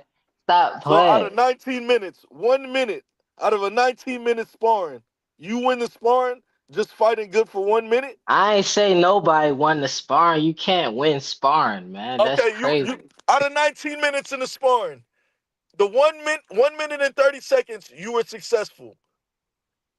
You had the better showing in the sparring than the guy who won all them other minutes. Performance for me, what you asking, Let's I'm move I'm on, brother. looking I to don't the want to do this with you, entertainment brother. I factor. don't want to Like do this with you, brother. he ain't do nothing to Tank. John, what's just change the topics. What's your picks for the main event on the card on Saturday? Who you got in Abdullah Noakes? Who you got in Bam and his opponent? Who you got in Benavidez Yard and Devin Haney and Norman, man? I got Abdullah, Bam, and I got Devin, and I got Benavidez. Okay, out of all your picks, which one are the one you think that might lose out of all your picks?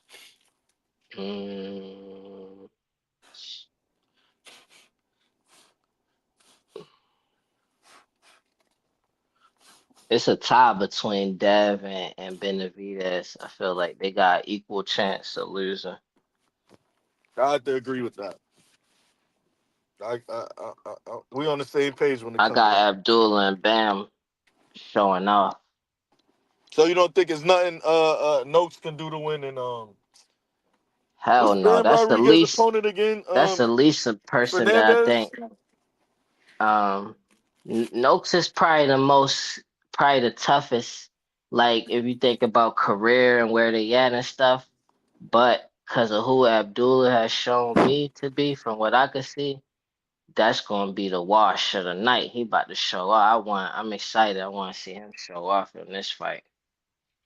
And he looked pretty fresh in the open workout. He ended the open workout doing a handstand. So that shows I thought he was gonna have a tough weight cut, but it seems like he's the weight cut's going pretty good for him. But we still 2 days out from the weigh-in. So who knows how much more weight he got to cut and how he'll look in the next the days to come. The press conference is tomorrow. Tomorrow's Thursday and the weigh-in is on Friday. I would like to see him get this belt and fight Frank Martin. If Frank Martin willing to fight Say at that. Wait. 135 still. Nah, Frank Martin's at 140 now. He might come to 135 for Abdullah though. Get a belt Nah, at he was 135. saying he was kind of blaming that performance against Tank Davis on the weight cut, saying the weight cut was tough. So he said he's gonna be fresher at 140. So he's Hell definitely at no, man. 140 moving forward. He looked horrible at that weigh in. Tank was laughing at that dude, man. When Tank Tank was said like he was Tank. scared though, that's what did it for me. You was Tank walked scared. up I to could him and see it. said, "You look weight drained." He laughing in the dude's face. He said, "You look weight drained." You can read his lips. He was laughing in his fool's face. And Frank was like, "Man, get out of my face, man." You could tell he was frustrated. He was mad. He was hungry. He was thirsty. His face was sunk in. That ain't why he lost though. He lost Yeah, because he he was was scared. He pissed. was scared. He was scared. He Oh yeah, was he winning. probably nervous. He could have won just outboxing him, right? You was scared But to you could, get hit by Tank. you could tell that the way his feet was moving, that he was gonna run out of gas, man, because he just allowed Tank just to press him out, and he basically punched himself out, and then Tank just set him up, lined him up, and got him out of there. So he didn't, he didn't do that with Lamont because Tank respected Lamont boxing IQ Yeah, and strategy. Lamont has pedigree. Frank ain't really have pedigree. Yeah, Frank just a good athlete. Frank is a good Yes, athlete, absolutely. and he Tank landed some did the good punches same on Tank. thing. Tank did that with Lamont too, though not the same exact way. But Tank was taking risks. He was putting his head. He was forcing the action in that fight. Why are we doing this, man? He did that with Lamont too. He do the same thing with everybody. Like he put himself at risk to land shots to create openings like better than probably most fighters. He forced openings to be created. Like he was doing that with Lamont. Lamont just wasn't with it. He wasn't trying to bite on nothing. Like Coach Eddie, do you coach professional fighters?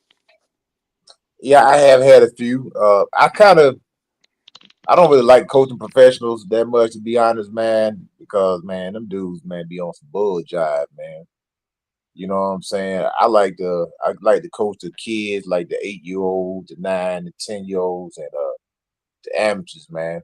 Like I say, pro fighters is cool, man, but unless you got one, I mean, I can see like a lot of them guys that been coaching pro fighters. Of course, that's their job. You know what I'm saying? They get paid, a nice paycheck when the guy gets fighting. But you just, coaching like a guy kind of like a pro that's on like a club level or something like that, man. It's a little different, man. They really ain't loyal. They just want to come to the gym when they got something coming up.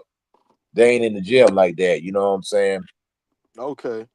Could you give us an insight from your from your view how tough it is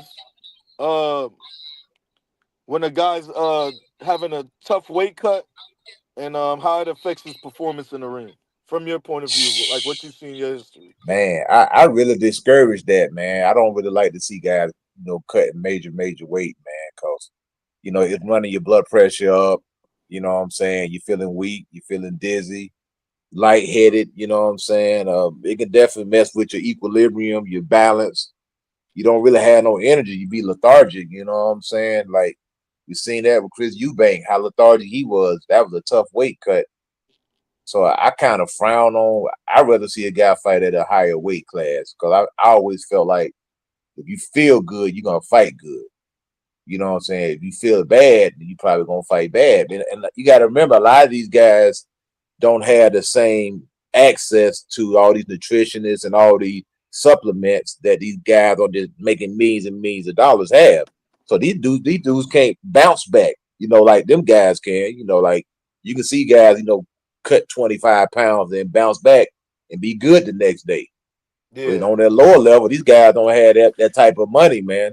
And plus, they don't really have the knowledge and know-how, the nutritionists, that's cooking their meals, that's preparing them. So it's a strategy and a method to cutting weight, man. It's all kind of different It's a ways you can science, do of it. course, absolutely. So you can do it the wrong way, you can do it the right way, you can do it all too quick. I remember one time, man, I think I had cut like 2 or 3 days, man. It was right before an amateur fight. This way I ain't really know a whole lot about cutting weight, man.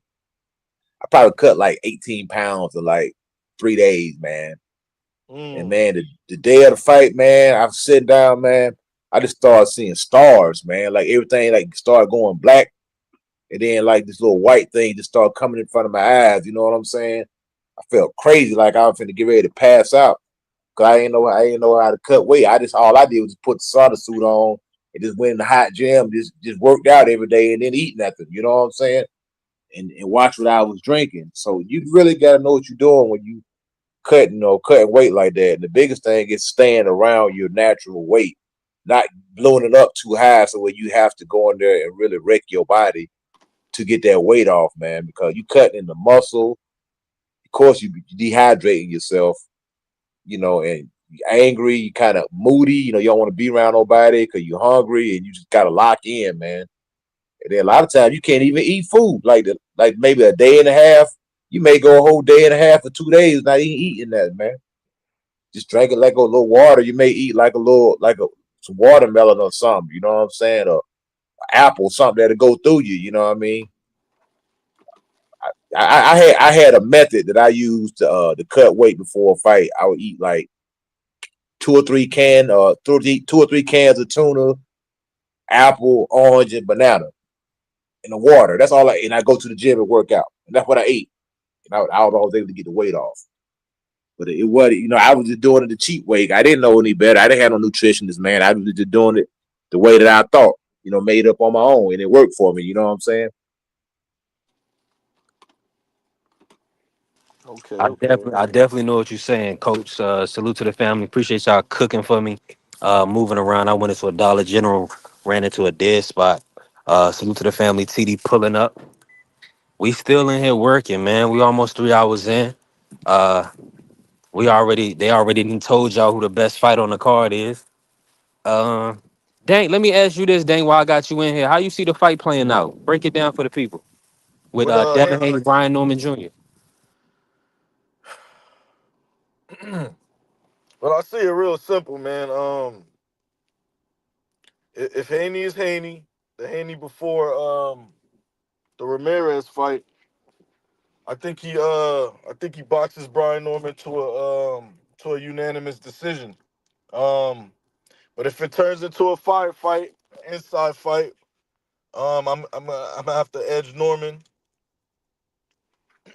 My bad, I was rolling up a little joint. Oh, let me finish this real quick. Whoa, My bad. my brother Dang. I The mean Dang father. the name ain't dank for nothing. But yeah, man, I see this fight just going a lot of different ways, man. I got a lot. This is one of them fights I have a lot of question marks, but I mean I got a lot of questions going into the fight, but I think my questions will be answered within the first round. We just see how Haney comes out, how he approaches the fight, and man, I just don't know, man. I don't know what type of Haney we're getting, and I don't know how Norman's gonna look when he's standing in front of a guy like Haney. Real interesting, man. Yeah, that was a good Yeah, I think he breakdown. going in there to hurt Devin Haney, man. I was watching No, the open workout, and Norman Jr. He looked fast, man. I He looked like he ready to let his hands go. His I feet, believe. his feet look good too. Yeah, He the was feet did gliding. He look was good. The gliding feet around that did look ring, good. man. The He was feet did look gliding, bro. good. The feet did look good. I might have to peel back on that one. But I'm gonna tell you, I'm gonna keep it 100. I want to say that Brian Norman's lateral movement is on par with Devin's. That boy looked like some quick twitch muscles, man. He was shifting I think side to he's more side. athletic. He's more athletic than Devin, for sure. We could all see that in previous fights and how he boxes and everything. He's absolutely more athletic than Haney. But like I said, Yeah, that's if it's a boxing match, I have to edge Haney.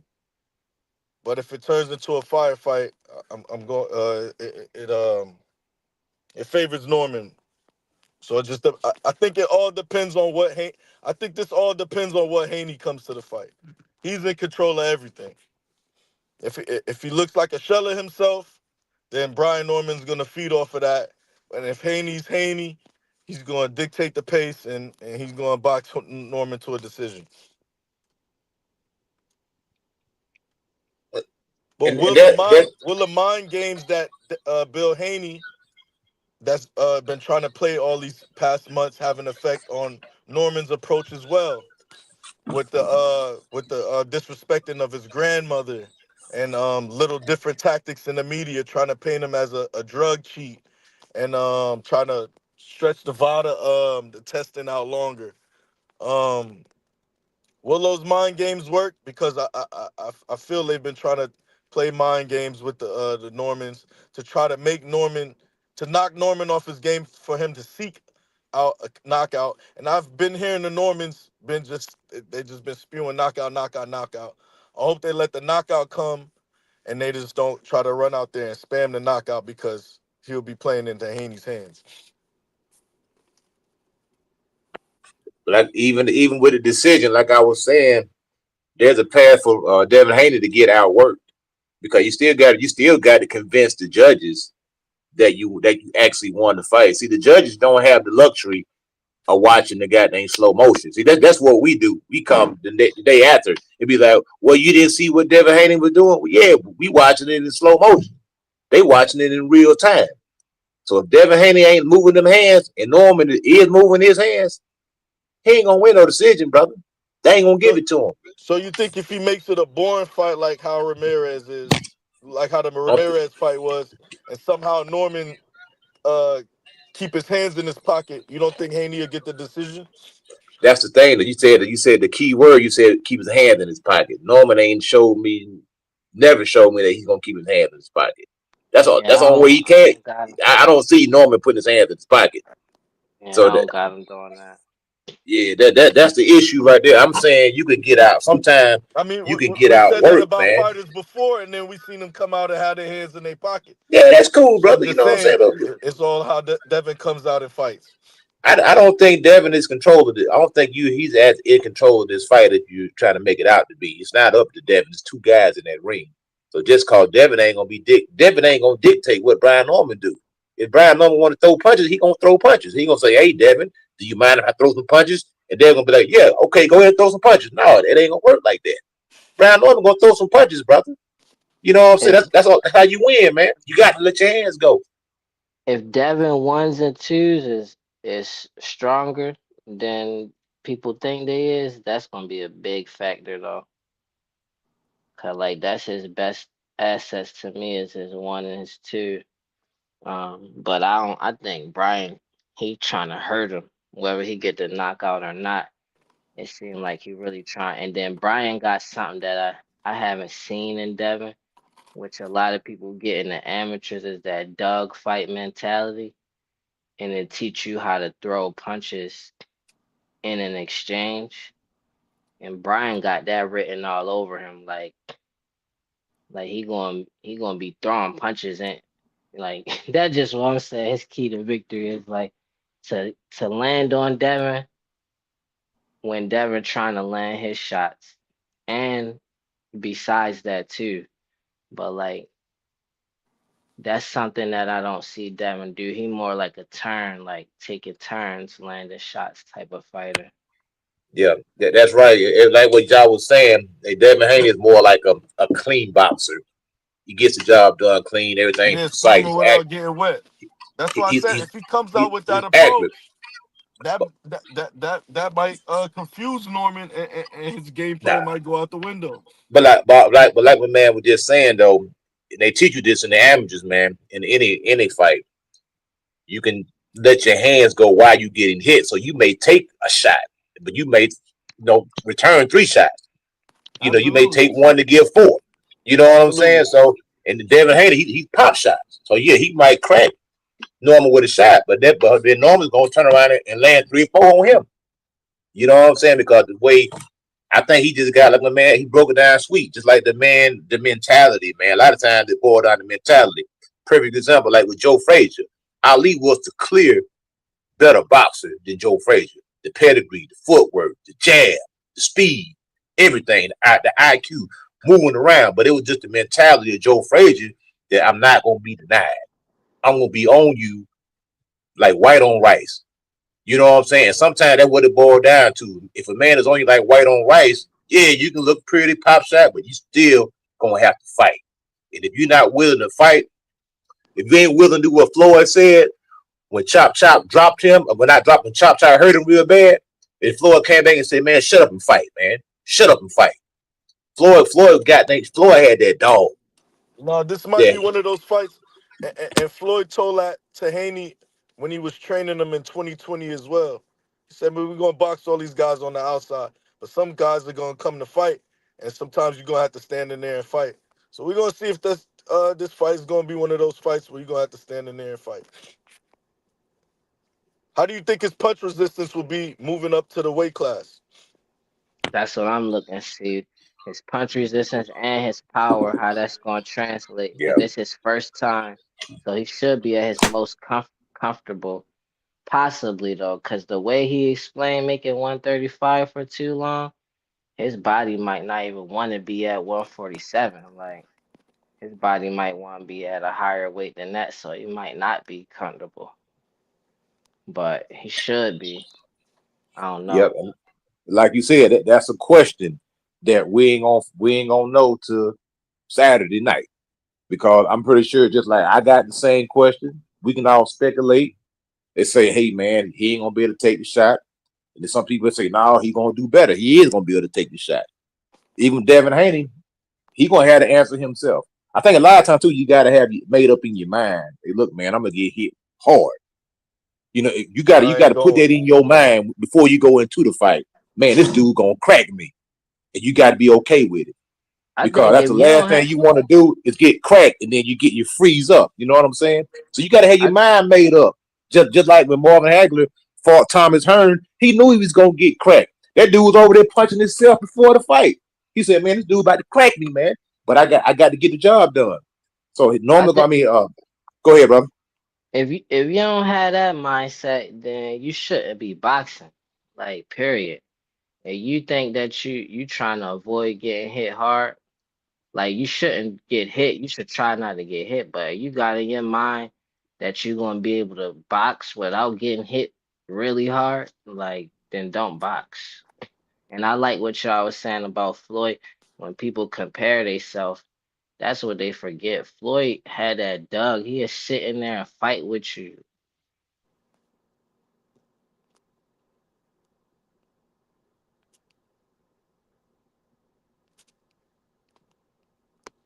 We seen Floyd get hit with some big shots, get hurt, and Floyd didn't only fight that Floyd really retreated in when he started getting hurt when he got older.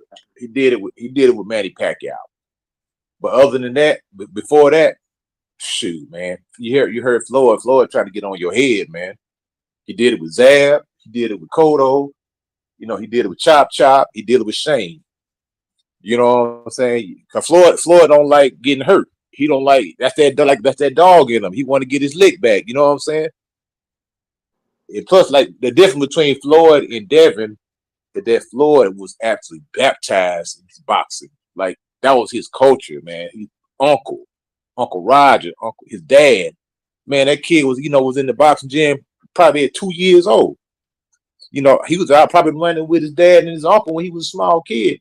Plus, Floyd Sr. was like a drill sergeant, man, to his son, man. You just got to hear what Floyd, he did a documentary and he talked about how his dad was. He like, my dad was like a drill sergeant. It never was good enough. Never was good enough.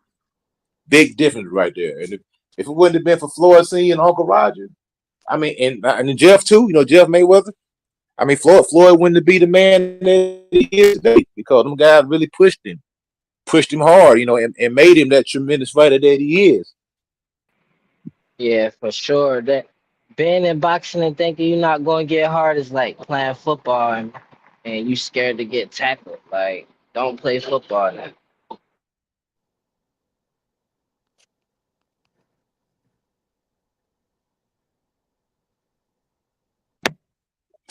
That's the biggest thing when you got a new boxer, man. You got to get him comfortable. Like I tell my fighters, and then look, you got to make peace with it, brother. Because you can tell that's the first thing a new fighter when he get in the ring, he'll have all the boxing skills, but he don't want to get hit. I say, bro, you know what I'm saying? You gonna get hit, man. I just tell us, bro, you gonna get hit. This is boxing. You got to make peace with it. You got to accept it. If you can't accept that, then this might not be for you. Just do it for exercise. Just do it for self-defense. But if you're talking about you gonna compete, I say you gonna get your bell wrong. You gonna get hit. If you get knocked, I tell them, you get knocked down, get back up. You know what I'm saying? That's all you can tell them. You know what I mean? Because it's gonna happen. It's the boxing game.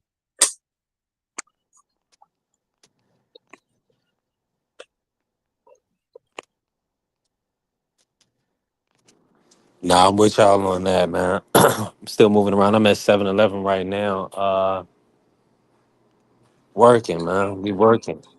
I noticed something in the warm up. I mean what do you call it? The open workout.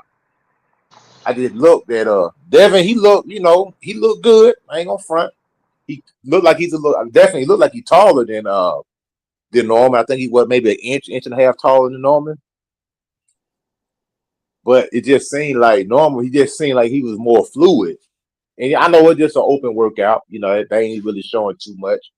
You know what I'm saying? It's kind of doing the formalities. But Norman looked like he was real fluid, he was smooth, legs look good, his hands were moving good. His upper body, it's gonna be great fight. David Benavidez, hand speed as usual. He looked crispy, looked sharp. What Yard didn't really give us too much. Came in, moved around a little bit, did some little defensive drills and whatnot. And I think that's what they're banking on is Yard defense. I think, Yard has an underrated defense. And he only lost to Lyndon B. Arthur, but he also lost to Kovalev and Beterbiev. So maybe third time the charm, you know what I'm saying? Good fight. Abdullah Mason, he looked thin. I just put it like that. He looked thin, but I know he's gonna do his job. All these fights, man, I'm looking forward to it. They got a lot of African guys on the card, on the undercard, the undercard. So it seems like some of those guys are getting an opportunity now. I've been noticing that Turkey Al-Sheikh will grab some guys from Africa and put them on the card, give them an opportunity. So we always had some decent fighters come from Africa. We had Joshua Clyde, we had Zuma Nelson, we had Ike Cortez. So I'm looking for that next guy, good fighter, to come out of Africa right now. We hadn't had one in a while. So I'm always keeping my eye on that continent to produce a great fighter like Zuma Nelson, Ike Cortez, which was a great Oscar De La Hoya, some tremendous legendary fights. Even Joshua Clyde, he beat up on Zab. Man, he did Zab dirty, man. He let Zab punch himself out, and then he took over, man. I know Zab always been a front runner, but Joshua Clyde got him. So it's gonna be a great fight, great weekend of boxing. Devin Haney, the Dream Haney, Bill Haney still, popping this stuff. He said, "We in trouble." That's what he said. He said, "Norman's in trouble. Norman's in trouble." So We gonna see, man. The talking is almost over with. Yeah, Time is man. here. Absolutely, man. I That's think why I they're. was saying, my bad. No, go ahead, Ja. That's why I was saying I ain't think Big Baby soft because he don't seem like he's scared to get hit. He seemed like he too reckless in there. That's what made me say he was immature. But Devin showed me in that Ryan fight he not scared though. Yeah, he got back up and stood there and didn't get on his bike when he was supposed to get on his bike. So that showed he had heart, and he got up and was trying to go get it back, but it just didn't work out in his favor.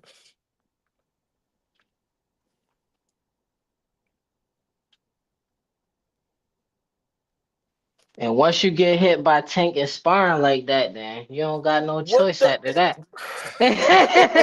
Ain't no going back. Ain't no going back after that.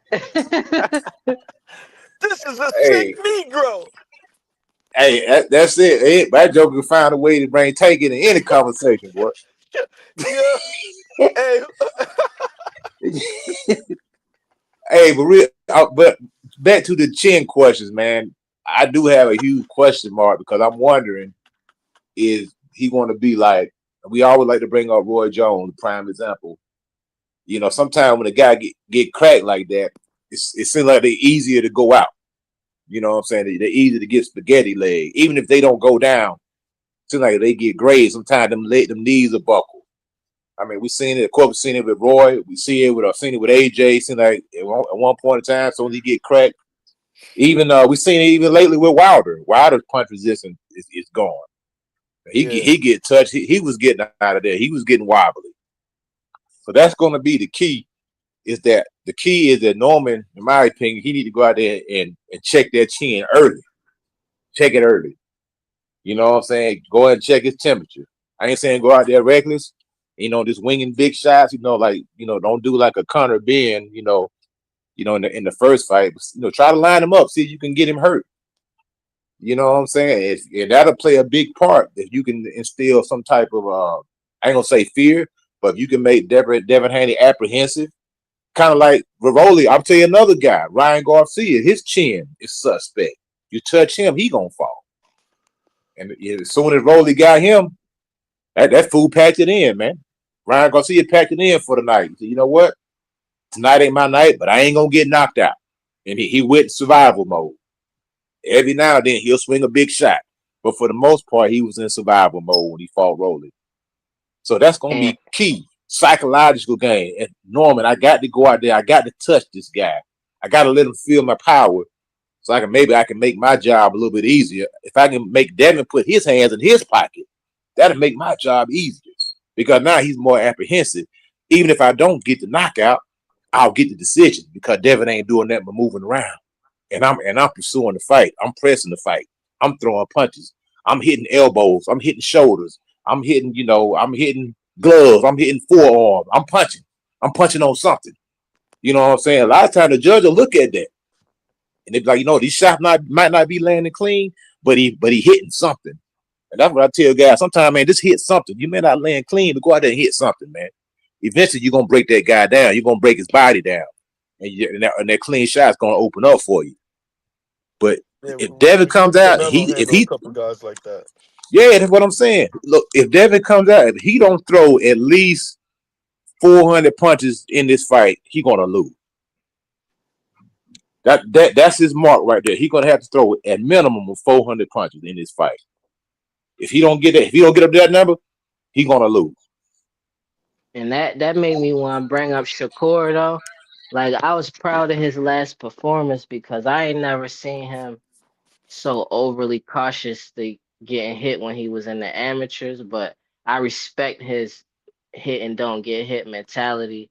In the last fight, he showed stuff that people don't know about him, that he not scared to get hit, but his chin ain't never really been tested to me in the pros yet. And I don't know if T.O. gonna be able to even do that though, but if they really fight, I'm looking forward. That's a banger to me. That's similar to this Brian Norman and Devin fight to me. But I think a lot of people think it's gonna be a snore fest, but I don't think so. I think this Yeah. gonna be like a throwback, like with Lamont versus Tank. Cause they've been fighting since the Jesus amateurs. Christ. You seen with Devin and Ryan. You about to see it with B Norm and Dev. I think Tio and Shakur going, cause they both got that background. That's going. You gonna see something that you ain't never seen out of both of them. Mainly Shakur though. Yeah, I think once Shakur since T.O.'s not too much of a threat, he'll open up and get very offensive and break them down systematically. I mean, I think we could even see something similar in the Yard David Benavidez fight. Even if, let's say, it goes to the decision, Benavidez, he'll simply outwork you. And Benavidez, he'll hit whatever, man. You know, if he's Yeah. not landing clean on you, he's going to let his hands go. He'll just outwork you. So that's what I'm saying. If the punch tally, you know, like for the Benavidez fight, he may throw 700 punches. Yard may only throw 400. You got outworked, dog. Yep, you got double in your punch output. And that's a way to beat Devin. You know, it's you can outwork the guy because it's a lot of times the judges don't know which punches are landing and which punches aren't. They don't have that luxury of slow-mo. So if you out there working, pushing the fight, showing that you want it, and you got one guy who's trying to pop shot or trying to steal rounds, the judges a lot of times they're going to lean toward the guy who's pushing the fight and who's working. Yeah, with That's a fact. Benavidez And and my audio coming through? yeah, Let me just say this. Salute to everybody still cooking with us. Go ahead, Ja. But yeah, go ahead, Ja. Cook. with Benavidez and Yard, like Yard got the ability, but he do kind of fade sometimes, and he kind of gets sloppy. But with Benavidez, he remind me like similar to Big Baby Anderson. Like he reckless. I don't know if he actually is good at recovering when he get, cause he the type of fighter that's gonna fight his way out of everything. And that's a concern for me. Like when he got clipped by Morrell, he got away with how he came back because it was Morrell, like being inexperienced, but somebody else could have possibly finished him off right there. So that's a big thing with it come to Benavidez. I think he is probably one of the best for sure, but he just sometimes he too game, and that's what was like with Bud. That's what worried me about Bud before the Canelo fight. Like if he too game, then that could be for your detriment. Like you need to recover if you get clipped or something, not just like had that automatic chip. Like you just going to get right back because you ain't even fully got your legs under you yet. Just stuff like that with Benavidez worry me.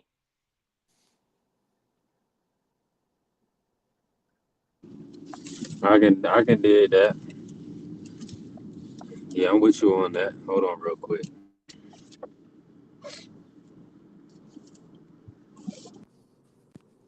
Yeah, I'm moving through the sticks right now. My audio going in and out. Uh I just got a phone call to the good brother BVO. Y'all already know we working. Big drop Dre. Dre in the building. Hopefully y'all hear me. Let me run Dre drop real quick. Shout out to Jetta Promotions. Attention fight fans in the DMV. It's live, it's local, it's boxing. Jetta Promotions, RDR Promotions, in association with Maryland Live Hotel and Casino in Hanover, Maryland, presents a night of championship boxing, Saturday, November the 22nd, featuring some of your favorite DMV boxers. In her professional debut, we've got Bria Miller, Casey Wheels Wheeler, Keith Saunders, Nasheed Sugar Sheed Smith, Tyler John Wayne Langer, Jakeem Too Sharp Hutcherson, Mikai No Limit Phillips, Derek Scooter Davis, Ahmed Momo Jones, Brandon the Hitter Chambers, Ezra No Time Turner, and in our main event, we've got Michael the Professor Fox. Tickets are available through AXS or at the Live Hotel and Casino box office. November the 22nd, doors open at 5 p.m.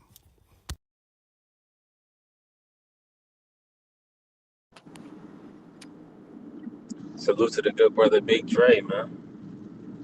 That's gonna be a fire card. Let me get a audio check, man. Who in the building still?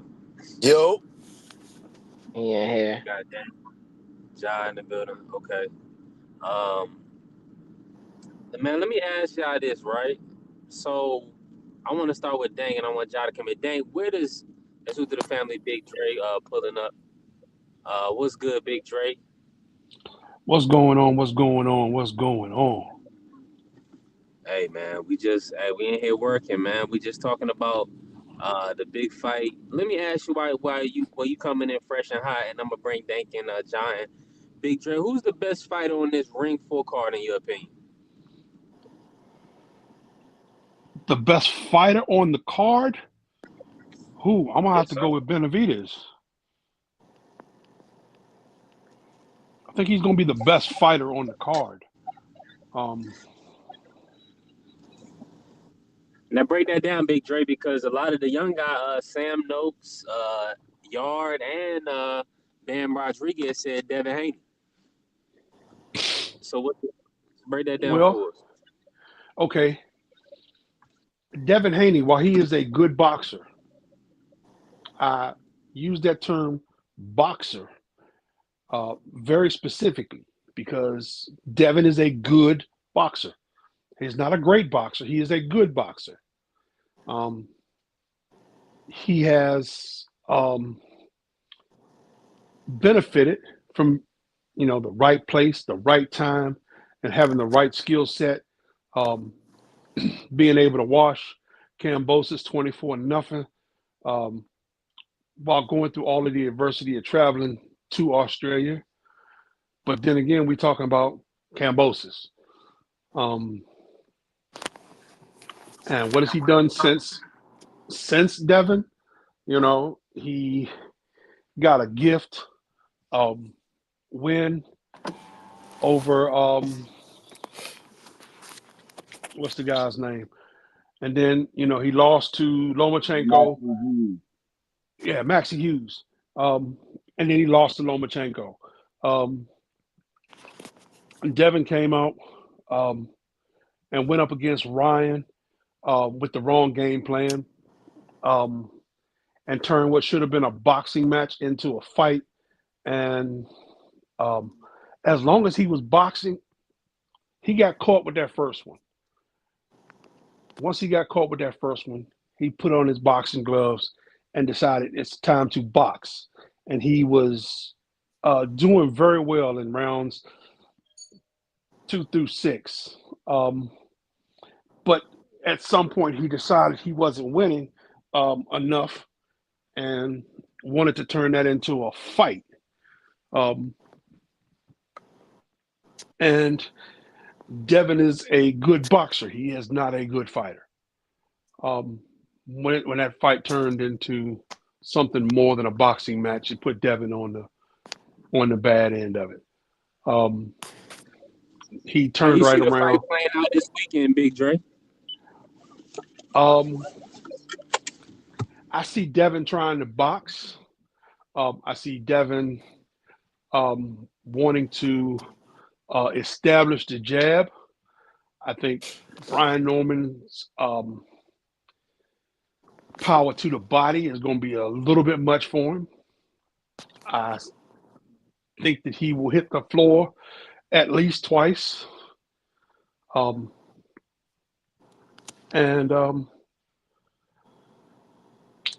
wins by either TKO or knockout. That's my opinion. Now, I may be wrong, but that's my opinion. Talk about some of the other fighters on there. Bam is a great fighter. And with really good movements, and he is, all that he's prescribed to be. As far as being the best fighter on the card, I'm still going to lean toward Benavidez. And then when you asked about, you mentioned Mason, while Abdullah Mason is coming into his own, I don't think he's just there yet. his last fight, he got that flash knockdown, which I can't blame him for, but it showed um,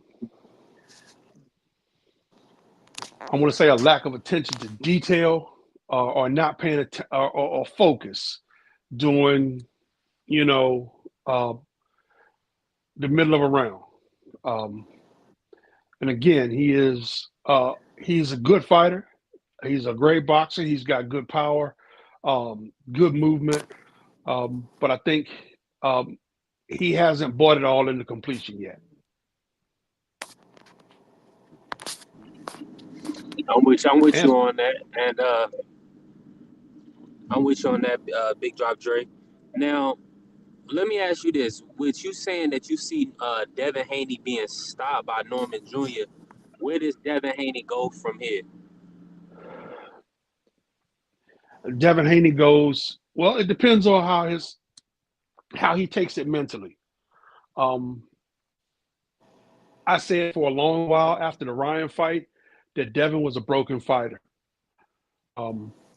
And yes, he came back, a year later and won that nasty fight, on his bicycle, doing the stick move and grab and run. It is so it depends on where his mental is after this. Because if he has gotten back to being the Devin Haney before the Ryan fight, he's got a really good chance of being a good boxer. But if he has a little bit of that PTSD in him or manages to get hit with that right hand, left hook combination, I think it'll be a short night for Devin Haney. I think a not lot of saying people that see it your way, man. And salute to the I'm family not and McQueen. I'm not saying that the man is chinny, but I think when it comes to honest power, he's gonna hit the floor.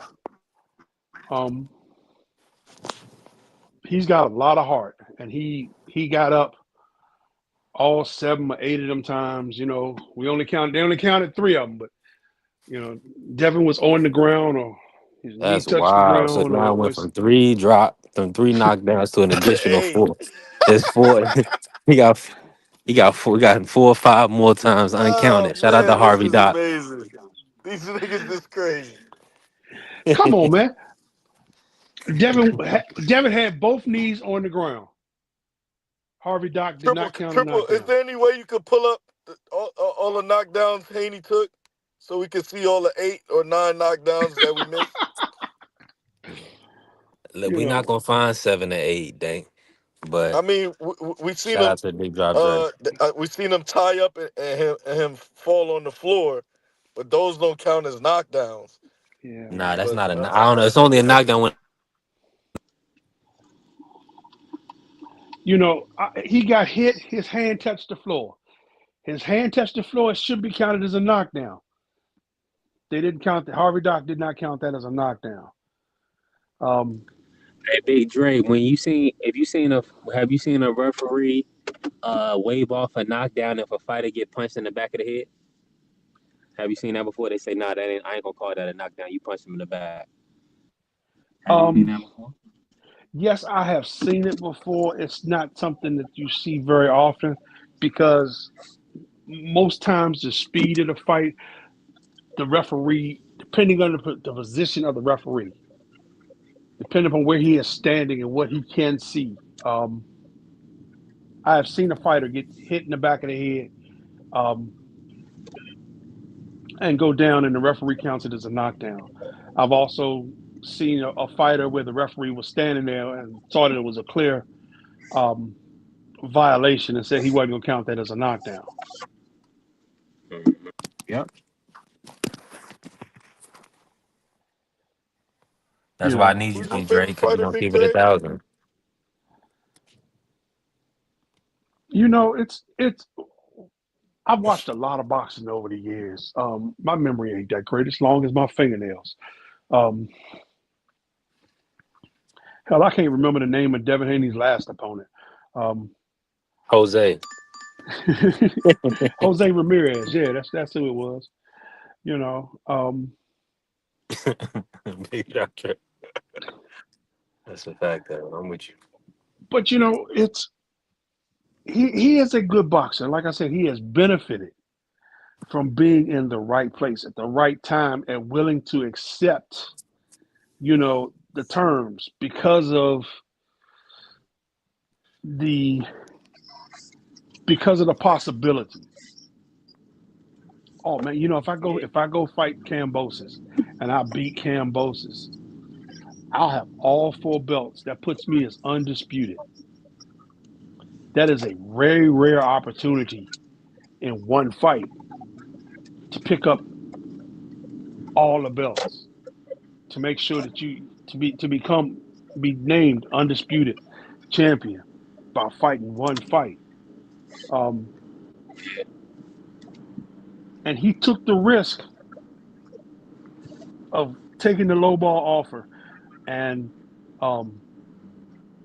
the rematch clause that put it back in Australia, and this for the exact same money. It was a calculated business move.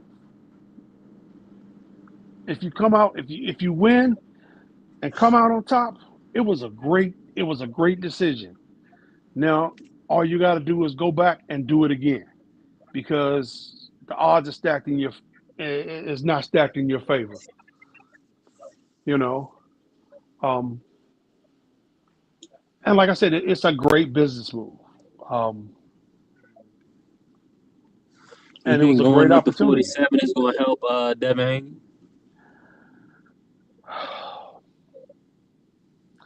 It'll put Devin in his, let me say, his natural element, because he probably walks around at somewhere between 175 and 180 on a daily, regular basis. Being in shape.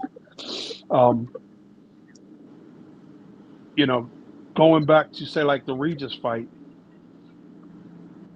where the California State Athletic Commission said that he was above the weight gained for competition, but because he was the headliner and because Regis said okay, they let the fight go on. He also said he weighed in with his phone and he was fully clothed. That's why he had that much weight on him. But continues. Okay, so let's say he had on a pair of Timbs. He had his keys in his pocket, and his phone. His phone weighed 4 ounces. His Timbs and fully closed. Because see, now the military gives you. Now I got a good thing for this one, because being in the military, I know what a set of full-size boots weigh. Okay, and a full military uniform, the weight variance between a size 6 shoe and a size 14 shoe and a full military BDU uniform runs between 5 and 8 pounds.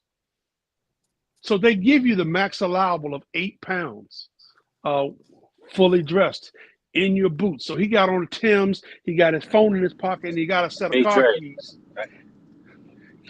I'm going to give him 8 pounds. That's still over the weight limit. Because you're only allowed the percentage of let me say this, Big Drake, because that's kind of you know what I'm saying, that's old, respectfully. Let's cook on Norman Jr. Let me play the clip and let me ask you, do you feel like he may be overlooking Devin Haney? I think it's gonna be a great fight while it lasts.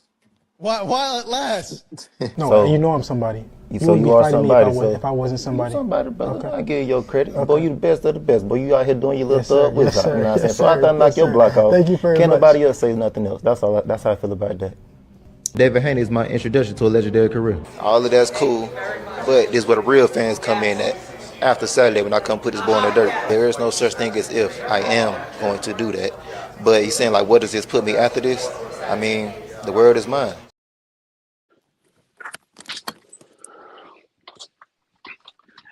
I think that's the confidence that every boxer should have. Um, I think that he gave Dev his props. He gave him um, the respect that was due him as a boxer. Acknowledge his accomplishments, so that when he wins, it is an accomplishment of note.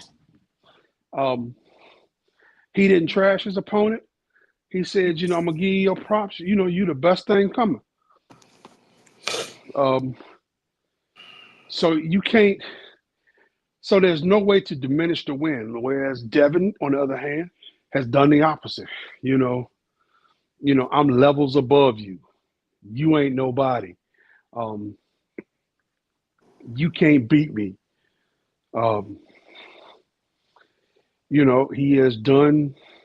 He has said what he has said in the realm of trying to diminish Brian Norman Jr., his accomplishments, and his skills. So if he does win, you say he was expected to win. Of course, now don't nobody see it that way, but Get in on this. Who that Dank Cook? Dank? That's just fighting words. I don't understand why you guys keep getting hung up on. Oh, he's calling him a bum. He's saying he's a C-level fighter. Listen, when you're in the heat of competition and it gets heated, you start talking shit. He's just talking shit.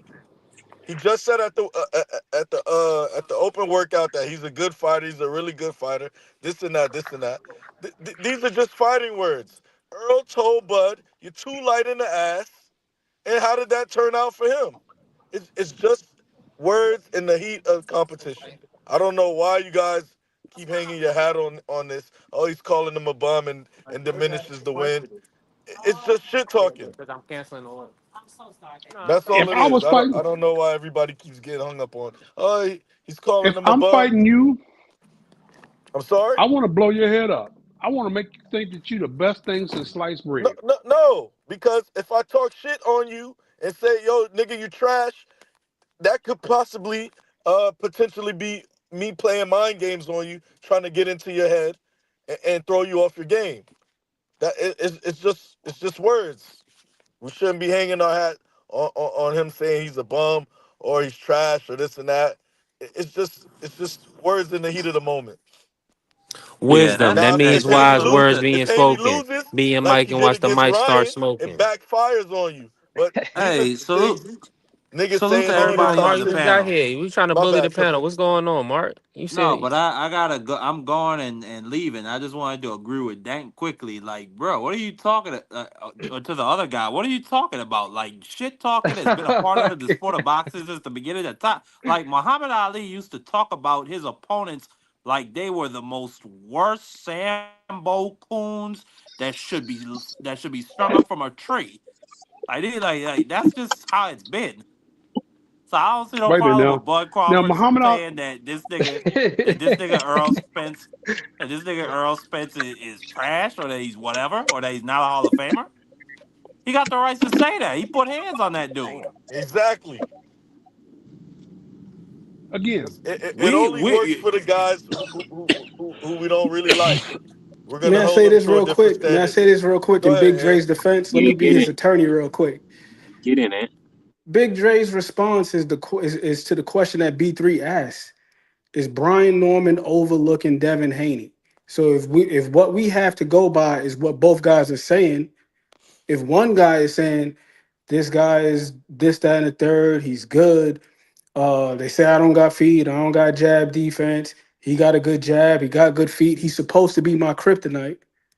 And then the other guy is just saying, well, I'm levels above you. You're a bum and so on and so forth. Yeah, I understand that shit talking is a part of it. But within that context, who sounds like they're overlooking who? But like I said, that's just words in the heat of the moment. I agree with Dake too, because I feel like he said other stuff on the contrary to that. I feel Yeah, like like mostly people saying that because Devin got some fan base that they be hanging on every word and try to like slaughter you, whatever you say. And yeah. that's So where it's really just that's coming from. exactly. Okay, let me say this. You say it's just words in the heat of the moment. If you look at Devin Haney, I stand corrected. If you listen to Devin Haney over his last 6-8 fights, there are three constants. Okay, one, he talked down to his opponent. I ain't got no problem with that, but you still talking down to your opponent. How'd that work out for him in the Ryan fight? Exactly, it backfired. Osterine, excluded. It didn't work out. Devin says the same thing to all of his opponents. I'm levels above you. You a bum. You trash. Find something else to say. You what? Know? Yeah. That's your complaint? Brother, come on, man. I didn't say it was a complaint. I'm just saying. He said it's in the heat of the moment. It's not in the heat of the moment. It's rehearsed. Bro, who cares? Like this is my thing. If he got his Larry Merchant, points I don't agree with Larry Merchant on much, but I like when Larry Merchant said this. That boxing ring is the ultimate truth chamber. All this talk, I'm levels above you, or Brian Norman saying this, or Devin Haney, security guard, doing X, Y, and Z to Norman, it don't matter. None of that stuff can come in the ring and fight with you. This so is it really true. don't matter. And not only that, I guarantee you, Devin Haney is training as hard as he can and preparing the best that he can for Brian Norman. Same on the other side. So no, I don't think nobody's overlooking nobody because of some trash talk. Like, what are we talking about? Well, the question was, is he overlooking somebody? The question. I'm not tripping off of what Big Dre said because listen, if you want to talk about somebody being overlooked and it backfiring, ask Mike Tyson. He overlooked Buster Douglas all the way. But I wouldn't say that's overlooking because he's saying he's they're asking him about other fights and he's saying he's completely focused on Brian Norman. Is Brian Norman overlooking Devin Haney by saying, "Oh, I want to fight Conor Benn in the UK"? Is he overlooking him by that, or is he just? That's more overlooking to me when you talking about another opponent. Exactly. But if I'm he also discrediting you for your skills, I'm just shit talking, and that could possibly be me trying to play mental games in your mind to try to get you mad and get you riled up and get you off your game. That's simple. Is it overlooking? But it also can backfire. I'm gonna knock you the fuck out. Is it overlooking? That's what Brian Norman's saying. He definitely going to knock him out. He been saying that a lot. Is that overlooking as well? No, that's just chatting. No. He said he was gonna kill him. No, I'm really asking Big Dre that though. No, he's not overlooking. He's not overlooking him by saying he's gonna knock him out. Is it not overlooking? I'm talking about a different opponent. He said that. Now the different opponent. He was asked a question about a different opponent, and he said, "I'm a road warrior. I don't mind going on the road. I'll fight you in your backyard. Yes, I'll fight Conor Benn in the UK." It sounds like the fans thing to me because you could got a choice to say I'm focused on this fight. You know what I mean? Yes, you had a choice, but You were asked about a specific opponent in a specific location. Yeah. Would you be willing to fight Conor Benn in the UK? Say that again. He was asked the question, would you be willing to fight Conor Benn and in the UK? And they asked Devin about Ryan. He said, I love that fight. Was he overlooking Norman then? He asked Devin about a fight that had previously happened. You can't. Brother, what are you talking? You said about Ryan. Moving forward, not what happened already. Yeah, I would love that fight. So is that him overlooking him, or is that him answering the question? That's him answering the question. That's I want to get my lick back. I don't understand how a nigga could discredit you for your skills and say I'm overlooking you. I think you trash, but I'm prepared for you. I don't see what the problem is. I could see he calling him a bum. Why you would say that? Well, you know. Go ahead. This show is about opinion. That's mental warfare. Well, this show is about opinions, and opinions, we all got them. Yeah. And let me ask you this, bro. In your opinion, who is the best fighter? Let me run the drop real quick, and I want to answer opinion on who the best fighter is on the card. Than yourself, who's the best fighter on this card? Abdullah Mason on the card, so no, he definitely be putting in work. So him. Cool. Probably Devin Haney, I suppose. Oh, that's a good question. Bam, he always displays his amazing skills. That's hard. I say Devin Haney. It's between Haney and Bam Bam, I think. David Benavidez creo que es el mejor boxeador. Benavidez versus Yard, I feel like that's going to be a great fight. You know, Devin Haney's really good. Bam Bam Rodriguez, Abdullah Mason. And Haney and Norman is also going to be a great fight. I can't give you one person. Other than myself, that's a good question because I love Benavidez. I love Bam. Man, this is a great card. I got to go Bam. This is why this is a night of champions, because all of us are great champions in our own.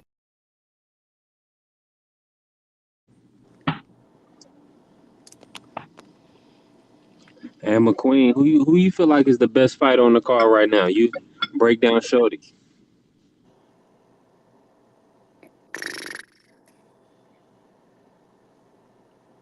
Probably Bam. I got Bam and David Benavidez as like 1A, 1B. Do you think that there's a chance that Abdullah Mason could get put to bed, and Yeah, there's a possibility. a strong possibility? I don't know how strong of the possibility, but there's definitely a possibility. I think he's definitely got to keep his defense tight. Well, not even just so much the defense, because generally his defense isn't too bad. I think it's more so when he's being offensive. Like I like the way that he was getting his head off the line when he was throwing in that fight with Ornelas. Because you seen in the fight with old boy Vasquez, he was holding the phone when he got dropped. So I don't think that's necessarily the issue, but Yeah, I think one of the things he could probably improve on is managing distance. Not even letting the dude get that close to you, because he has heavy enough hands and he has enough torque to knock somebody out with his straight right and hurt him with his jab alone. And he knows how to go to the body from long range. So I think that's maybe the one thing, maybe just learning when to step in or when to open up and let the other dude, you know what I'm saying, step into your kitchen so you could get him out of there. Cause I think that was a little bit early in that fight. That dude wasn't even hurt yet, and Abdullah just wanted to go toe to toe with him. oh, Vasquez? Yeah, that dude with the shag, the dude with the bald head and that put him down twice. But I would say to Abdullah's credit, when he got up in there with Nakatila, he didn't rush his work that time. Yeah, He kept it I pretty like that clean. fight. And the Manuel Jaimes fight was pretty clean as well. I do agree that he could get a little bit better with the distance, but it's mainly a thing of just having a little bit of fat on his footwork. Like a lot of times he'll take like an extra little step that he don't have to take. So when you end up a little bit too far inside, then you got to pull out, get caught on the way out. It's like little stuff like that. But he's looking cleaner. He's looking sharper. And Sam Noakes, that dude's pretty sturdy. I think he's a solid boxer in his own right. Nothing flashy, but he keep his guard tight. He got a firm ass jab. He does good work to the body too, and he got decent timing as far as being able to fill vacancies, like when people are punching. Carrie, I do agree that you're gonna be vulnerable to some degree, but you look at certain fighters like Dwight Muhammad Qawi. This dude was 5'5", fighting at 175 and fighting at heavyweight, but he was able to be offensive because he got his head off the line when he's throwing his shots. He didn't just rely on just keeping his rear hand up or keeping the opposite hand up. If he's throwing the left hand, he's getting his head off to the right. He's throwing the right hand, he's getting his head off to the left. And then just positioning, just little stuff like that. So I think that Abdullah, just incorporating small things, it could afford him to keep his assertiveness, his aggressiveness, and not having to sacrifice his offense for defense. And he showed a little bit of that in that fight with Carlos Onales, where he was able to be offensive, but still be responsible, like getting off the line and stuff like that. And he got a decent inside game too. Like I like that knockdown that he scored against Manuel Jaimes. That was on the inside. And even that dude Vasquez, he was working on the inside. That was a wicked body shot that he landed. Caught that man like right in the solar plexus with that left uppercut. But I am curious to see how the inside game plays out between him and Sam Noakes, because by all accounts, Sam Noakes is strong as hell. Like Louis Sylvester said that he felt like he was in there with a damn middleweight. Shakur Stevenson sparred him, said he was one of the strongest guys at 135 that he's ever sparred with, just in terms of like physical strength. And he said he got good power as well. So I think this is one of them fights where like Abdullah, he's going to have to be a sniper and a surgeon. He's going to have to be a sniper and a surgeon. Just like keep it nice, tight, break him down. I would say work the stab off the rip, because Sam does like to fight out that high guard, so there's going to be that vacancy underneath. So work that stab, take some starch out of him, and then once he starts to slow down, start to put it together a little bit more after that. But you don't got to come out there guns blazing like he did versus Vasquez. I don't think that would be the right thing to do, even though there is a possibility that maybe he could land something sharp right on what's his name's chin, and that could be all she wrote. Because I will say this, we know Sam Noakes is sturdy, but we don't know how sturdy, because if you go through his resume, I don't think that he's fought anybody with an above 500 KO ratio, like above 50% KO ratio. A lot of them guys that he's fought, they weren't really big punchers like that, like Abdullah. Well, he's an island boy. That's how it goes. They don't really have too many lightweights over there. So there's a chance. That's a great point. And man, listen, tomorrow we're gonna come back. We're gonna do previews and predictions for the card, man. For the card as a whole, I think it's gonna be really a great card from start to finish. Now, listen, did we omit anything? Did we leave anything off the table? Did we cook on everything? Anything? Anybody got Dang, you still in the building? Did we miss anything? Hey, No, I don't think we missed anything.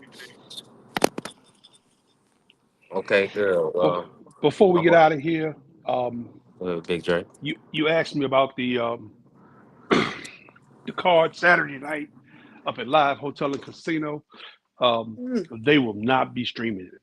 So if you want to see those fights, you got to be in the building. Yes, sir. Yes, sir. So- Get your ticket. We'll tell the people where they can get their tickets at. Tickets are available through AXS or at the Live Hotel and Casino box office in Hanover, Maryland. And again, the doors open at 5 man, that's p.m. You heard it right salute to there. everybody. That's one of my favorite places to watch fights. If it's not in my own home, I love to go to the Live Casino. It's always a great atmosphere. But actual in-ring boxing, They've been doing a lot of events there. So shout out to Jetta Promotions. Shout out to Mike Fox. Absolutely, absolutely. Come on down. It's usually a 5-to-1 female to male ratio down there. So come on down, fellas. Yeah, come on out. I'll be in the house. We got Brandon Chambers on the card. We got Scooter Davis on the card. We got Ezra No Time Turner. We got Ahmad Momo Jones. And Bro, hurry up and get your tickets. yeah, and the Professor Mike Fox. That's my boy there. So we want Let me run the drop, Jay, before we get out of here, man. This gonna end the show. A great show. Let me run the drop, man. Salute to all the family that pulled up, everybody that tapped the like button and followed the channel. We were. Attention, fight fans in the DMV. It's live, it's local, it's boxing. Jetta Promotions, RDR Promotions, in association with Maryland Live Hotel and Casino in Hanover, Maryland, presents a night of championship boxing, Saturday, November the 22nd, featuring some of your favorite DMV boxers. In her professional debut, we've got Bria Miller, Casey Wheels Wheeler, Keith Saunders, Nasheed Sugar Sheed Smith, Tyler John Wayne Langer, Jakeem Too Sharp Hutcherson, Mikai No Limit Phillips, Derek Scooter Davis, Ahmed Momo Jones, Brandon the Hitter Chambers, Ezra No Time Turner, and in our main event, we've got Michael the Professor Fox.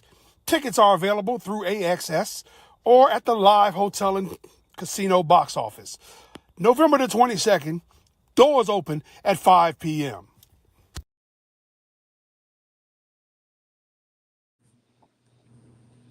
Most def. Salutes to B3 Picks.